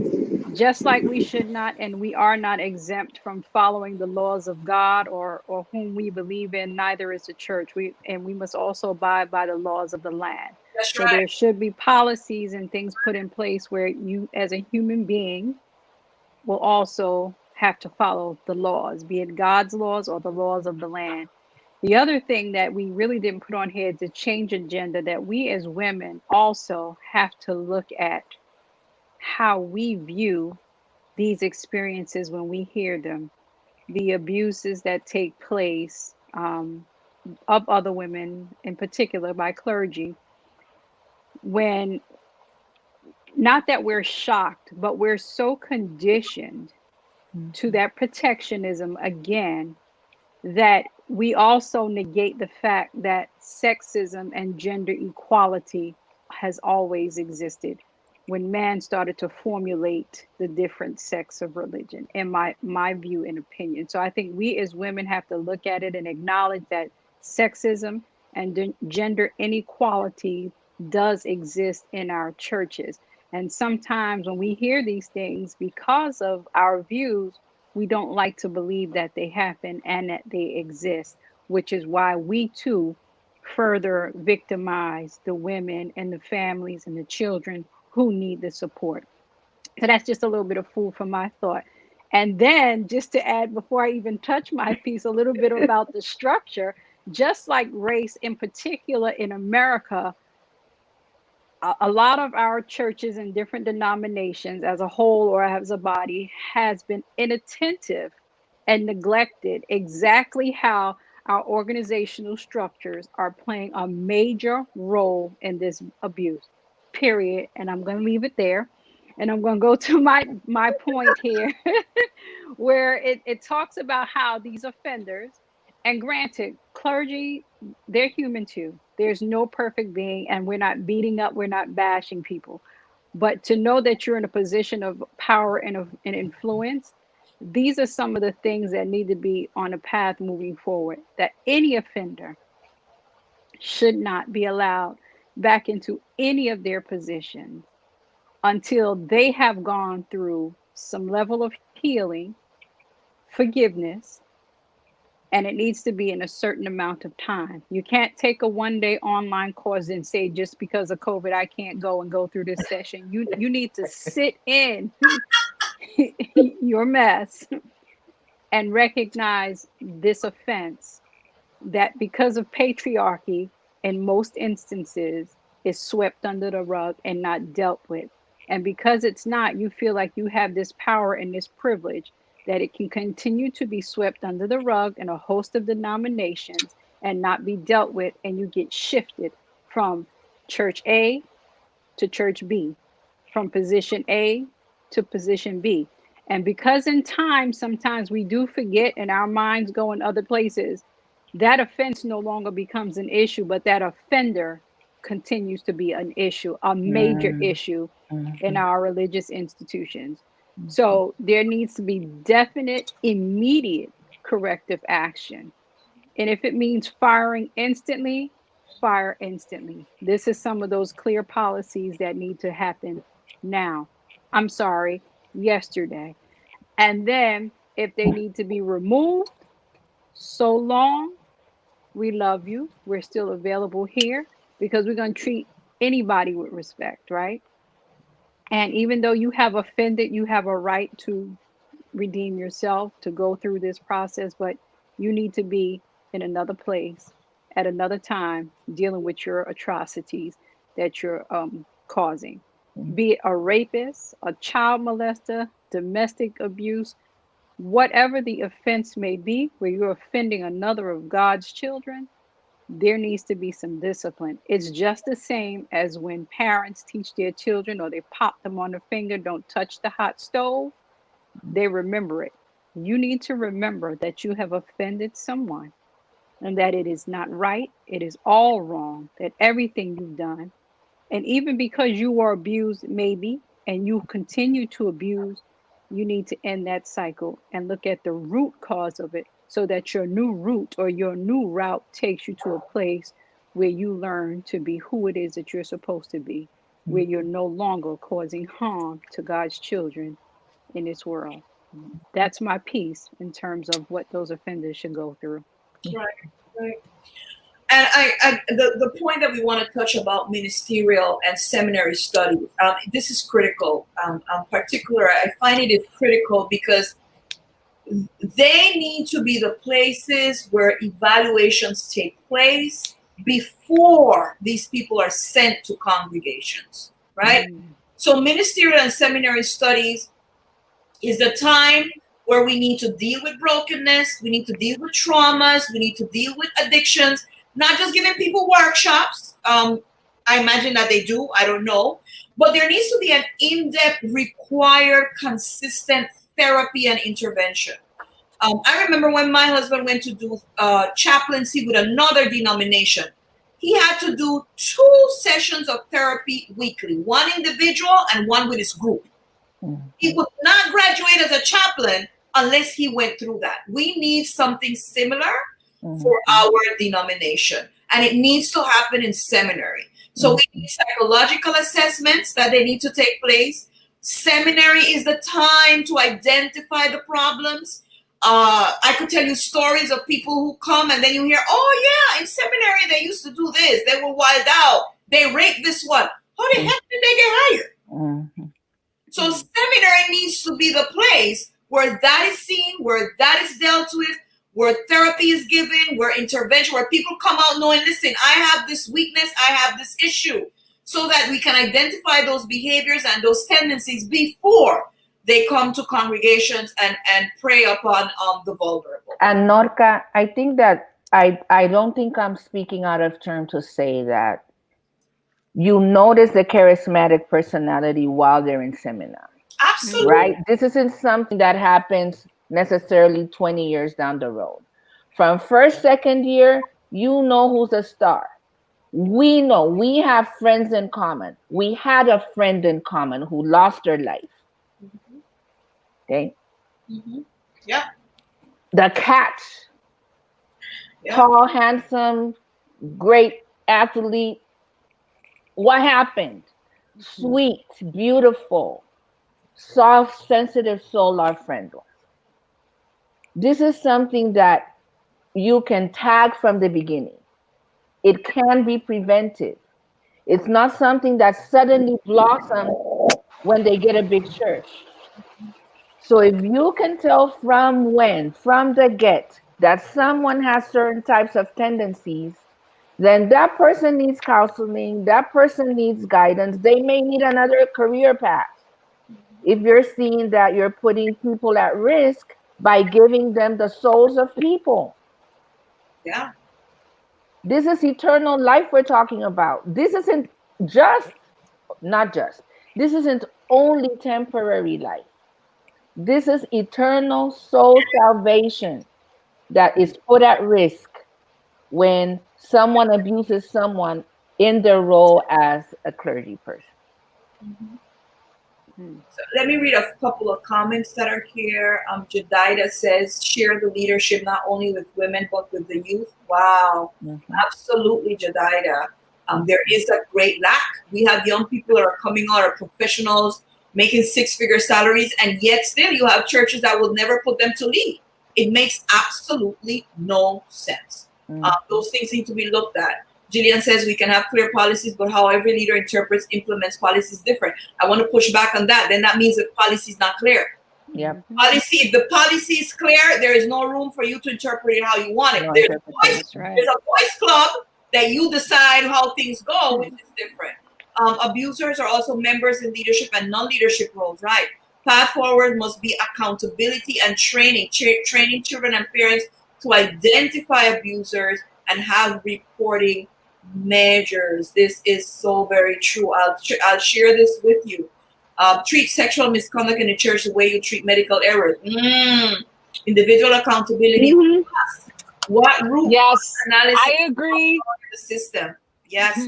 Yes. We know Sherma. She's a systems thinker. Right. Systems thinker. Right. Let me see. Same here. We are called troublemakers because they're comfortable wrongdoing. So true. The time to remove the veil on the cover of the church. That church is not in. So, well, we have removed it for sure. Even more so, Pastor. The veil has been removed, Sonia. There's no longer veils here. We're going to go to the second part of this, and we're going to talk about when we say a path forward is that we cannot be left mired in this confusion as to what goes on next. And a lot of people coming on and saying, but we don't hear anything from higher organizations saying, hey, this is what we're going to do. So since you all don't have a plan, we created a plan. Hopefully you get something from this plan. But there needs to be a plan, right? One of the things that we want to talk about is ministerial caretakers. We spoke about the seminary and how that needs to be the place to really secure and see who people are before you put them in the congregation to deal with souls. But once they're in ministry, there still needs to be someone who takes care of them. And this cannot be a politically appointed person that they go to a session and this person was voted as the secretary. That relationship doesn't work. And then this person is also evaluating you, but then you're expected to go to this person to say, hey, I have a problem. That's not going to work. That's not going to work. We need ministerial caretakers that have backgrounds in psychology, psychotherapy, counseling. They need to be in every conference. They cannot be politically appointed. And they must be responsible not only for the caretaker of the minister, male or female, but of the family of the ministers. Why is it that pastors' children in so many denominations end up not wanting to do anything with the denomination afterwards. Where is the caretaking for these children? And I know I was a pastor's kid. Exactly. Nobody cares except to say you did wrong, you're not good, you're evil, blah, blah. But nobody does any intentional caretaking of the families. So that person would need to take care of the children and the wives who are, listen, I could tell you stories. If you're not a pastor's wife with a voice and a mind, you would just melt into the woods and nobody would even know who you are, whether you come or go. So there needs to be an intentional caretaking of this. I always say something before I allow Tricia. I always say something. Whenever people tell me, oh, this person, this pastor, I always say, show me the wife. Show me the wife. I don't care how charismatic you are. I don't care how much you shout, jump from the pulpit. I don't care how large your congregation is. If your wife cannot stand next to you, there is a problem. And don't tell me she's shy. No, there is a problem. So we need to be mindful of those things. Charismatic leader, but look at the family, look at the home. Marriage is a partnership. Marriage is a partnership. You can't have this great person and then the wife doesn't have a voice, can't speak, something is wrong with that picture. Tricia. And there's something else that can be added to this point, Norca, that connects your point to mine. And the part of the importance of these being independent licensed professionals is the confidentiality. Absolutely. So the pastors and their wives and their families, and if the pastors are women, their husbands and their families, have the assurance that when they speak to this person, what they say will be kept confidential. Right. It will not have an impact on hiring. Yes, or the bonus or the whatever, the appointment, the election. Yeah. And that can only happen if you're employing people who are trained to do this as their job. And for the long term, not because they were connected by you, for the long term. Whoever comes, whoever goes, that person is there. Exactly, yes. So that connects a little bit to the point that I have to speak about, because I think that when I heard Danielle speaking and read what happened, one of the things that caught me the most was the fact that she did not recognize what had happened to her until she read somebody else's experience saying, this is how I was groomed. And it wasn't until she saw that she recognized that's how she was groomed. While she was going through it, she didn't know that's what was happening. So number one, we need to be able to recognize when we're vulnerable. We talked about this when we did the entanglement special pink room. And we wanted us to pause a little bit on this topic again, because so many times you come into contact with these people because you're vulnerable, because you're going through a situation that makes you seek guidance, because you're going through something that has made you lose your self-confidence, that you feel lost in some way, that you feel there's something lacking, that you feel a need, and then this person comes and fills that need, and then that is when you open yourself up. You're more vulnerable. So we need to be able to recognize as women when we're vulnerable, because we will make bad decisions when we're vulnerable. I am not saying we are to blame for the decision. I'm saying that because we're vulnerable, we may be easier to prey upon that if we were target. Vulnerable. Easier target. Thank you. Easier target. Right. Okay?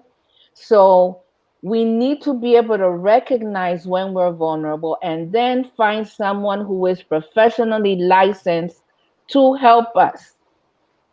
Just because this person is the pastor doesn't mean that they are automatically the best person to give you counsel on your marriage, to give you counsel on your child guidance, to talk to you about your porn addiction, to talk to you about your problems with any other type of personal relationship issues just because that person is the pastor of your church.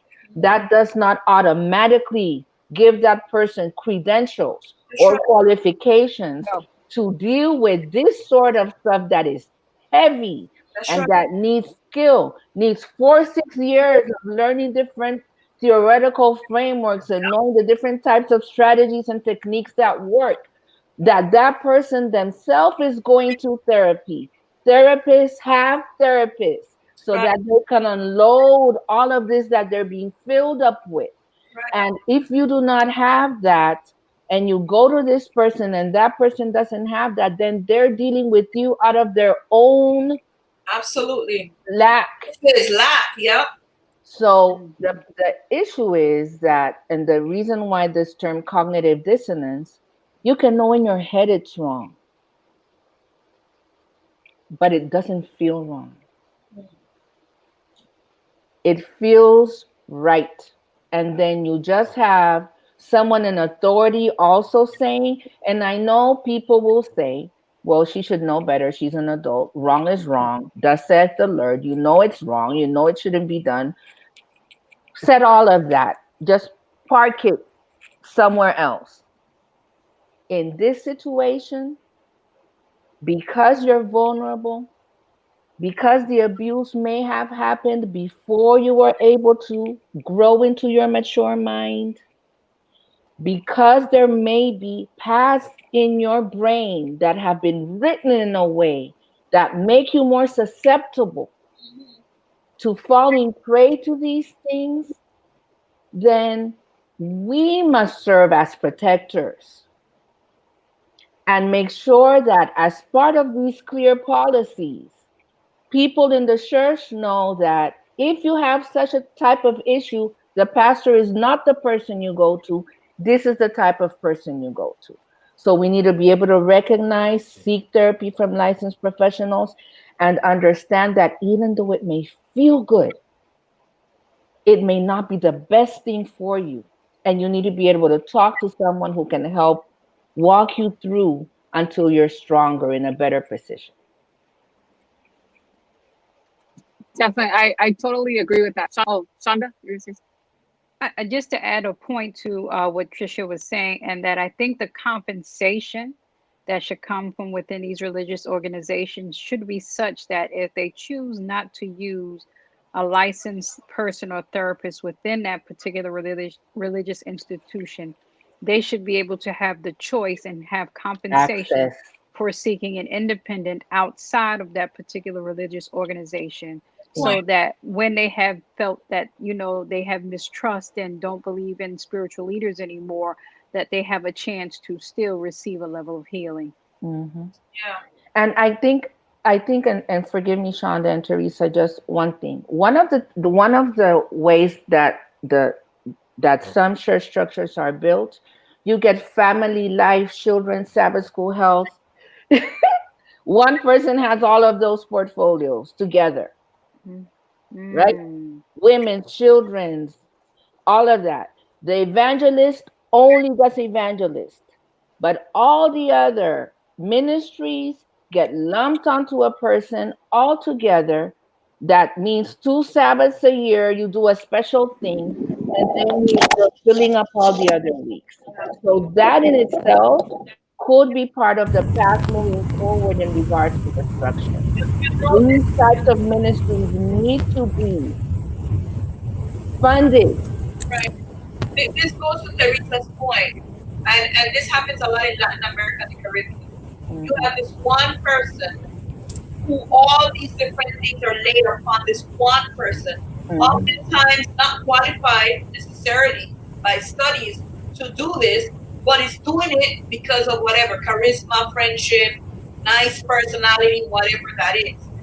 We need to be very careful as to who is put in place and how these things are parsed out. I think that's a very good point that you're bringing up. Yes, definitely. And, you know, before I go into my next point, I have to speak to what you were saying, Tricia, and it's this. You know, I was close to 23. I was about to get married, And I remember having this pastor pick me up. I don't know, like right now I'm thinking like, why didn't he tell me to meet him at the church, right? He picked me up and he parked the car in, an area where, like away from the church or whatever, right? And just, and he started talking to me about the issues that I had because, I had a lot of family problems, right? And I was telling my husband, I said, you know what?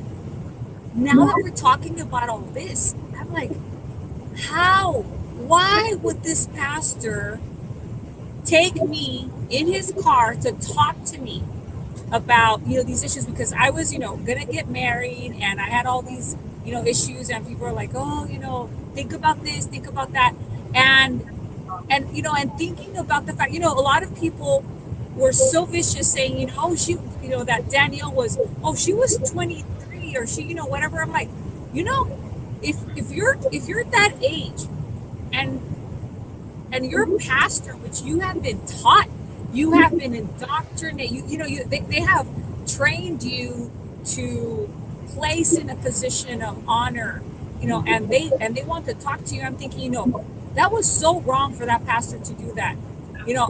I praise God that, he didn't make a pass at me or anything, but I'm, now that I recall, I'm thinking, what, what business did he have doing that? Why would he do that? What intention did he have? And I want to just say this out. We think that because you get to this adult age, as a man or a woman, that you should be impenetrable. But because we hold some of these individuals in positions of trust, we, like I did, I got in the car with him. What if something would have happened, but I trusted. And, now I think about it and I'm petrified. This pastor that I got in the car with had like a 14-year affair with another woman and was finally outed, right? He was finally outed, and it was devastating to the family. And that comes into my next point. I wanted to share that with you and then tell you, what ended up happening to this family. It was like in many situations, the pastoral family becomes, as you said, Norca, very, very definitively and descriptively, they become collateral damage. Yeah. And they are shunned by the church, the community of faith that had them in a pedestal, because this is what happens. We see pastors' wives and pastors' kids as a whole entity in themselves, right? I mean, they become, unfortunately, people that we consistently have in our, they're in our peripheral vision. We're like, what are they doing? What did they say? What did they wear? And we become so judgmental of them. And then if they're not within like our perfection standards that we check off for a pastor's family, we start to we talk about them behind their back. Oh, look at, you see what the pastor's kid was doing, blah, blah, blah. Then when they are in a position of crisis because one of the members, in this case, the pastor, went out and either,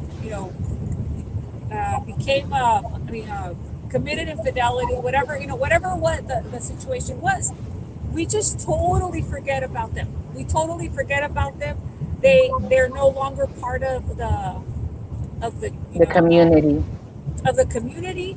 And then we're like, should we go and talk and ask them how they're doing? Maybe we shouldn't. Maybe they don't want to see anybody. We make all these excuses to forget about them. And what happened to this pastor's wife? She got sick. I mean, she developed cancer. She died a young woman. Young. She was in like her 50s. She shouldn't have died of cancer. she died of cancer, and the kids, out of the kids, only one still remains in church, and it's this, as you say, we have to be clear on the fact that these are human beings and they're not expendable. We as a church, if we really stand for love, if the truth of our gospel is love and not dollar signs, then we need to be very intentional about providing for these people. I mean, we need to make sure that they are, emotionally provided for before before anything happens, just across the board, providing for these families. And then if they need the additional help because of a crisis, of infidelity, or of like what we're seeing right now, these pastors who we are finding out about in Danielle's story. I mean, they have wives, they have children, and many of them are old enough to have grandchildren. All of these kids are going to be, having to deal with the repercussions of the actions of this person who's part of their lives, and they can't, you can't just say they're not part of your lives. So how do you deal with it? What does the church have to do? And I think that, as I said, if we are truly, and I speak for every denomination, if we are truly preaching the gospel, we need to come through for these people and provide them with support, emotional support, psychological, like professional support, for them to be able to deal with this. Not just because, let's say, oh, well, we're not employing them anymore. Or where's the love? Where's the love? Let's pay for these people's, their care, their therapy, for their care, for and make sure that they are able to reconstruct their lives, because they are they were part of the church, and we just let them go. Like, you were important to us just while you were of service to us, but right now, because now you have this, Spain, this bad person in your family, we just don't want you anymore. Wow. And I think that is something that we need to be very clear about as, people of faith. What are we about? Yeah.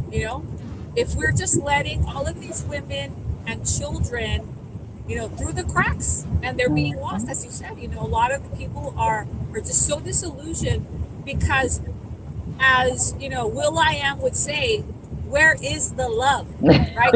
Yes. Where is it? Okay. True. Thank you, Teresa. Thank you. True. And I mean, just the way supremacists feel that they're superior, we should be supremely approaching the notion that a church must be a safe place. That's right. And this should be done with total intentionality from every individual that is a part of the church, even children. And one way to probably start out with that is by treating people with dignity and respect. Yeah. Especially the victims, especially victims like a Danielle Simmons. We need to remember that we're all human beings, and just like we expect respect, we ought to give it, and having people to have space for their dignity. And we also can make our churches a safe place by changing the conversation or the approach to the victim. Rather than that typical conditional or conditioned question, what did you do? We need to say, tell me your story. What happened? Tell me your story. Use your voice and tell me your story. Use your voice and tell me your truth. And in this moment, that will allow the individual to feel safe and perhaps feel that they can trust you. And this is especially true when it comes to the abuse of children, because we know they are extremely vulnerable. So this needs to be a place from those who clean, sweep, feed, whatever you do, whatever position you're handling the money, you're in charge of the world, church, whatever it may be. It needs to be a safe space for any of your worshipers or someone who is not even affiliated to be able to come in and say to you, I need help. Here's my story. And you should say, let me hear, and this is how I can help you. Right, right. I just want to read some comments before we go to our final point, because we want to actually share with you 4 final points as to how we believe you can do something to help, right? We've talked a lot about the system, the structure, what we believe can be done for a path forward, for equity, for justice, for us to deal with these issues. But what can you do if you're a member sitting in the pew? So, but let me read some of the comments here before we go out. I saw one here. I think that clergy leaders in our churches should go through a process of healing and professional care before entering into leadership. Absolutely. The church is a social system and a broken institution. Yes, Shonda Robinson. Sometimes when victims don't speak out, the offenders continue down the destructive path, breaking life. Absolutely. I encourage victims to speak out. They may help some stay on or get back on the right path to saving of an offender's soul. Or that's a heavy burden, Norca. It is a heavy burden. I don't think that we should be saving the offender's soul, but I do believe we need to speak. I agree. Yeah. That's not the victim's responsibility, but we get the point. Yeah, in something that was mentioned in another conversation yesterday, she said that speaking it helped her, right, released her, gave her freedom. Right. So the encouraging of the speaking, not only in regards to the offender, but for the person who has been abused themselves, that ability to speak it. Right. But again, like we said at the beginning, your own timing, your own space, your own method. You can't be pushing people to do things that they do not feel they're ready to do. Right. Lorraine, yes, there's a lot of cronyism. Absolutely. We see that. Too often pastors minister to everyone but their family. They neglect their own. My question always is, who is the wife? Don't come telling me about how wonderful and how great he preaches. Where's that wife? Where are those kids? Exactly. I don't see that. Exactly. That tells me a lot about that ministry. If it's a me show, forget about it. I'm gone. Next. So yeah, for the most part, wives are not upfront with them because the pastor husband, and that's another thing, abuse in the house of the pastor. It's a whole other issue that oftentimes we do not want to address. And Lorraine says the only place the entire family goes to work together at the same. Listen, no other woman except a pastor's wife goes to work with her husband, has to sit there, watch him work, and listen to people criticize his work, and sit and shut him up. And you better wear a smile while you're at it. A smile and nod, and a hat. Yes, we need to be aware of these sensitivities about what this means. So true, but they're trained thinking that they're multitasking as ministers. And this is a question, ladies, that I'm going to throw out to you. She said, great ideas, but are you going to turn them into proposals for our organization? Let me breathe. Yes. That is the point. We all go out and voice, take a seat at the table of that organization and say, this is what we need to do as an organization. Because the reality is that all of the evangelical and, just across the board, all of the Christian organizations in this country, I'm just speaking for the statistics of this country, and you can look it up, they are losing. Oh, yeah. They are losing. They're becoming empty buildings. We know that. You don't even have to look up statistics. Just go to the church down the street and check it out. They are becoming empty vessels. And why? Because the youth is the strongest detector of BS. There's no better detector of BS than the youth. And so they know when you are a hypocrite, when you say one thing and do another, they will call you out on it. And of course, if you don't like it, then you show them the door and they leave. And that's what's happening. Very good point, Teresa. Our churches have lost relevance. And I'm sorry, we get mired in these stupid wars. I'm going to call them, I don't want to say another word, but they're stupid. Drums are not drums. Now we don't even have drums now. We're all on Zoom, right? Drums, not drums. The dress too long, too short. Lipstick or not lipstick. No relevance. No relevance. How are we helping to heal the souls? That's what people want to know. Teresa is on point. Young people are quick to spot that and they're out. Goodbye. Next. Next. Shauna, you wanted to say something? I think, especially as women in relation to this, who are primarily the victims of this type of clergy and church leadership abuse, do some research and some history. Women all over the world have taken these approaches, and we're not going to stop. We're still here. We haven't been killed off. And one of my famous lines I like to use from Shirley Chisholm.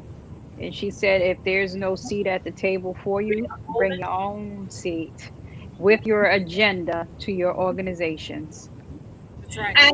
And we are a nonprofit organization, and as we said at the beginning, we service women of all creeds. We're not a particular denomination, and we're very proud that we're not, because we will not have the great connections and meet wonderful women that we meet.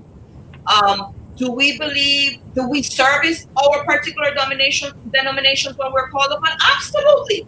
Absolutely. We're members, we're volunteers. If we're called to serve, we serve. We know what we're talking about because we're living it.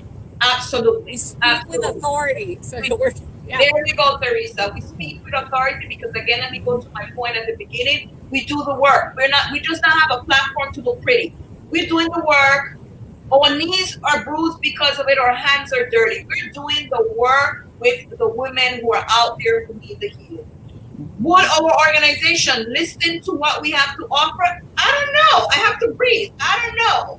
I don't know. But at least we want to put it out. I'm telling you, you show them the money and they'll listen. But hey, that's just me. We don't know. But at least we want to put it out there in the ethos, in the atmosphere. There's no such thing as this church cannot change this. Yes, we can.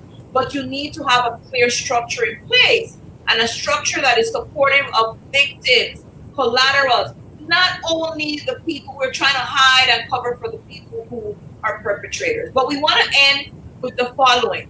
What can you do? So you are a member sitting in the pew in any particular organization, and you want to know what can you do to make sure that, how can you help? Because people might say, well, I'm not a professional therapist. I don't have power. What can you do? So, Tricia, take it away.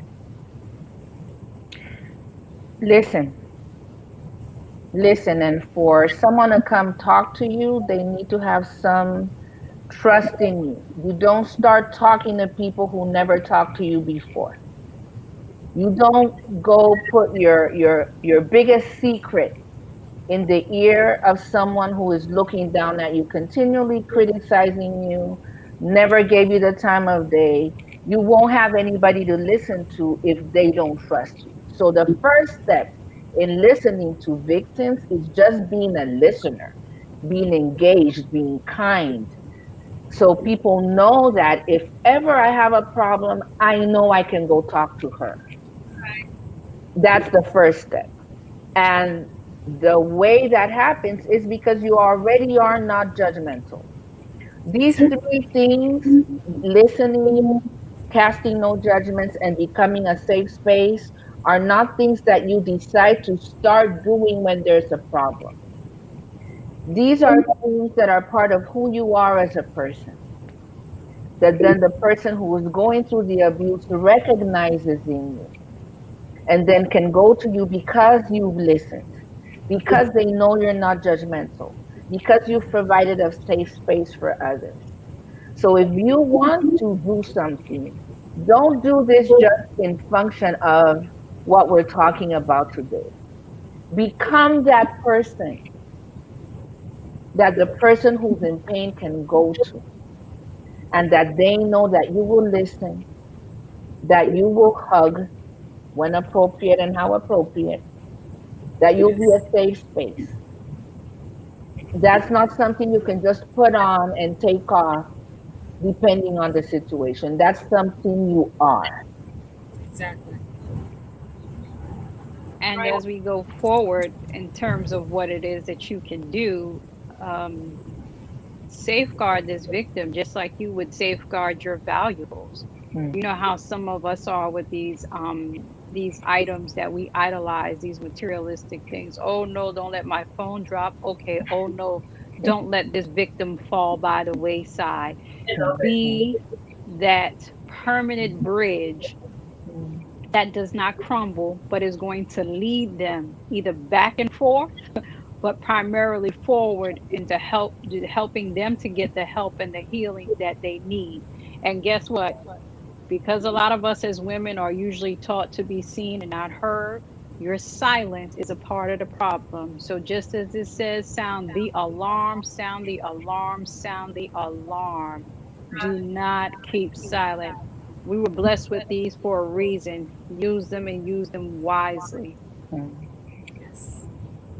Excellent. And I think that as you sound that alarm, you step into the position of becoming an advocate. You know, one thing I learned through my personal experience with having a child on the spectrum, you know, first you really are shocked with the fact that, you know, to learn that you're dealing with something totally, you know, unexpected, which is what happens when a victim is faced with, you know, abuse. You know, it's like, this is happening to me and it's devastating. You go through grief, you go through the pain, but once you go through the pain, you become an advocate. You start speaking. You know, you start making it your platform to go out in your church, in your workplace. You know, people know that you stand for something. When they know you stand for something, they're going to say, yeah, you know what? That woman right there, you can talk to her because she advocates for justice for people who have been wronged. So if you are in a religious body, if you're in a community of faith, and people do not know that you're an advocate for something, make your voice heard. You need to speak out. And that means, you know that there are these board meetings. People can go to board meetings and voice their opinion. A lot of people think that they're exclusive. They're not. Okay? You are a member of that community. You need to speak out.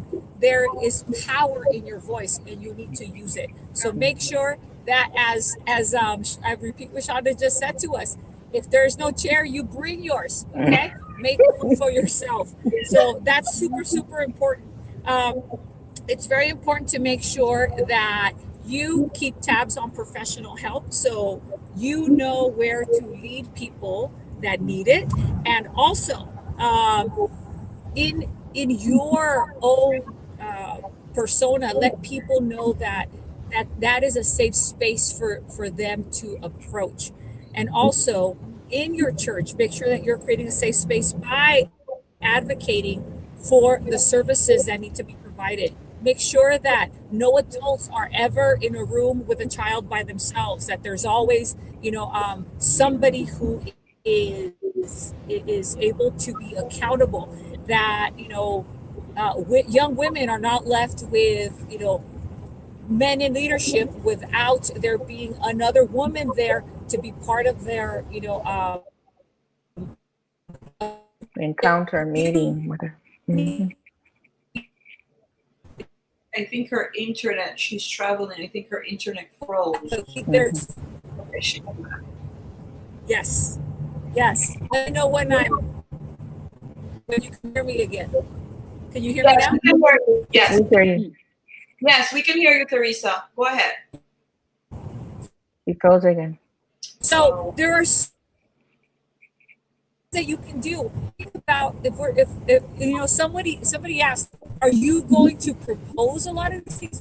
Because a lot of times we think that there's not a lot we can do. There's so much we can do. Just by going and standing in a room where there's activity, where there are young people, where there are young women, and making sure that they are safe. And if somebody tells you, well, what's your business? You let them know I'm just here as part of the security detail. I mean, and we have this idea that these groups in church have this exclusivity and that we're not allowed to go in there. Stop thinking about that. That is not true. Thank you, Teresa. You have a right because you are part of that organization, Love and it. you are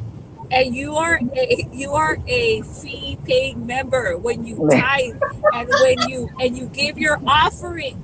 And you volunteer, and you're a volunteer.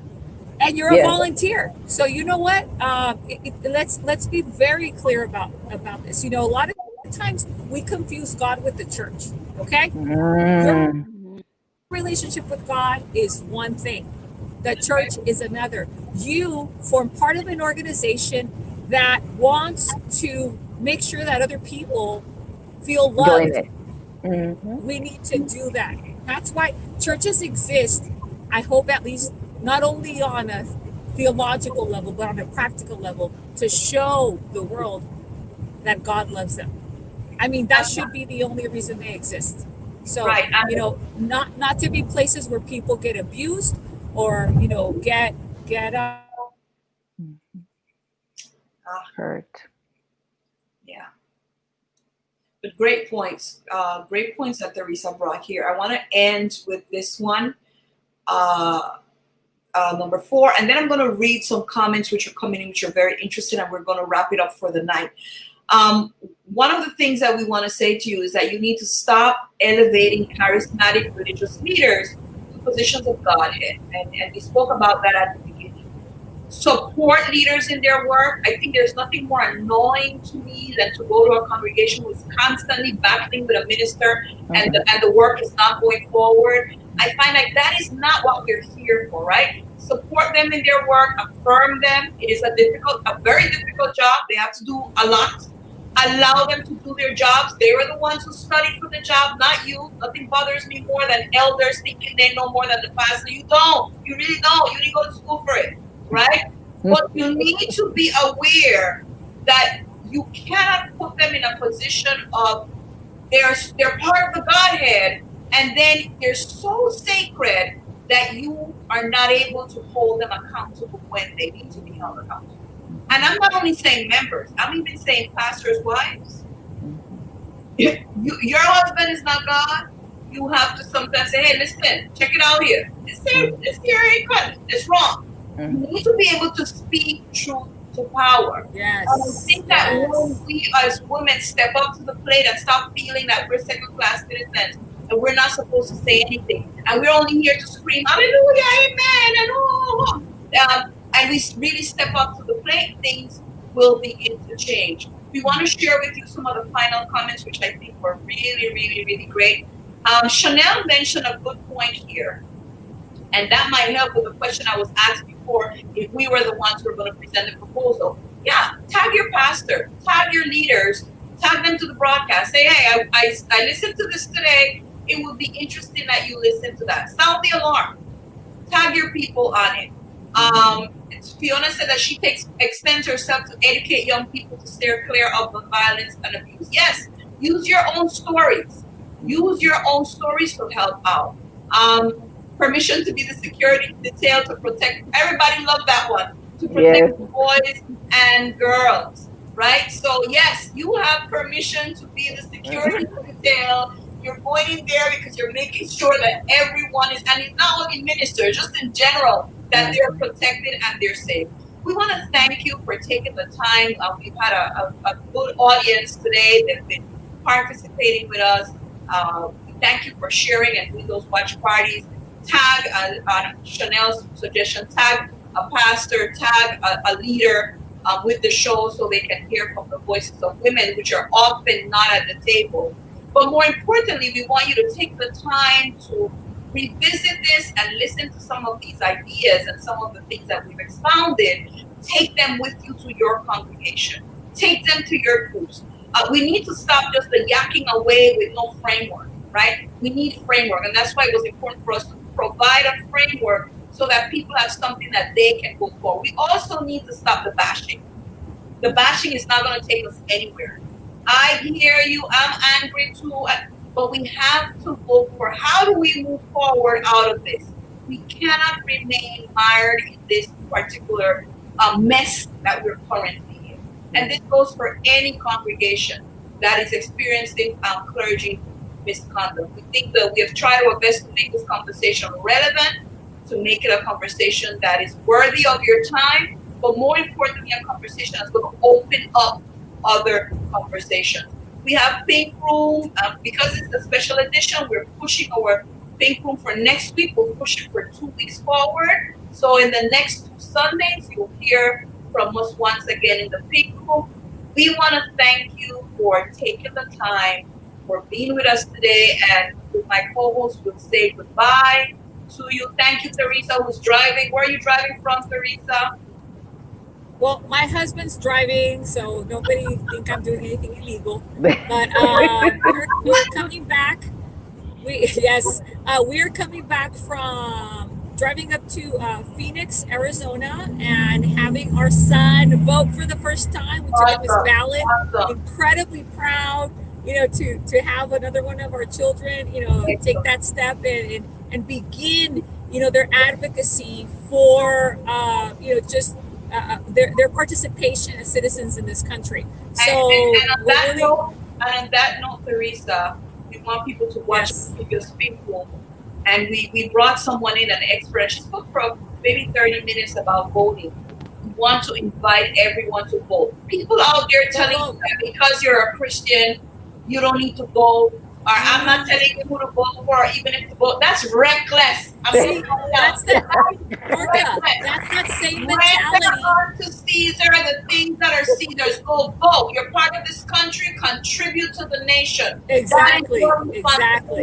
And those leaders out there, those Christian leaders putting stuff out there, I mean, stop it. Come on. It's I'm sorry. It's another thing. I want to shout out to all of those people that will be working the polls this, next week.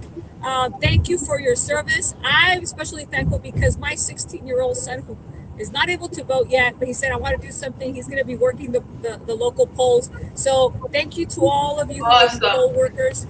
Awesome. Thank you. And we praise your service because we need more people to give of themselves and to make this nation what they envision it to be. Absolutely. And Tricia, I know Tricia had a conference and she has to leave. Thank you for taking the time. Ladies and gentlemen, we are out. Good seeing everyone. We hope to see you soon. And we'll see you next time in the Pink Room. The Pink Room is a produced resource of For Real Women International, Inc., a non-profit organization with headquarters in New York and affiliates in the United States, Latin America, and the Caribbean. The views expressed here by hostesses and guests do not necessarily represent the philosophy of For Real Women International, its affiliates, members, and board of directors.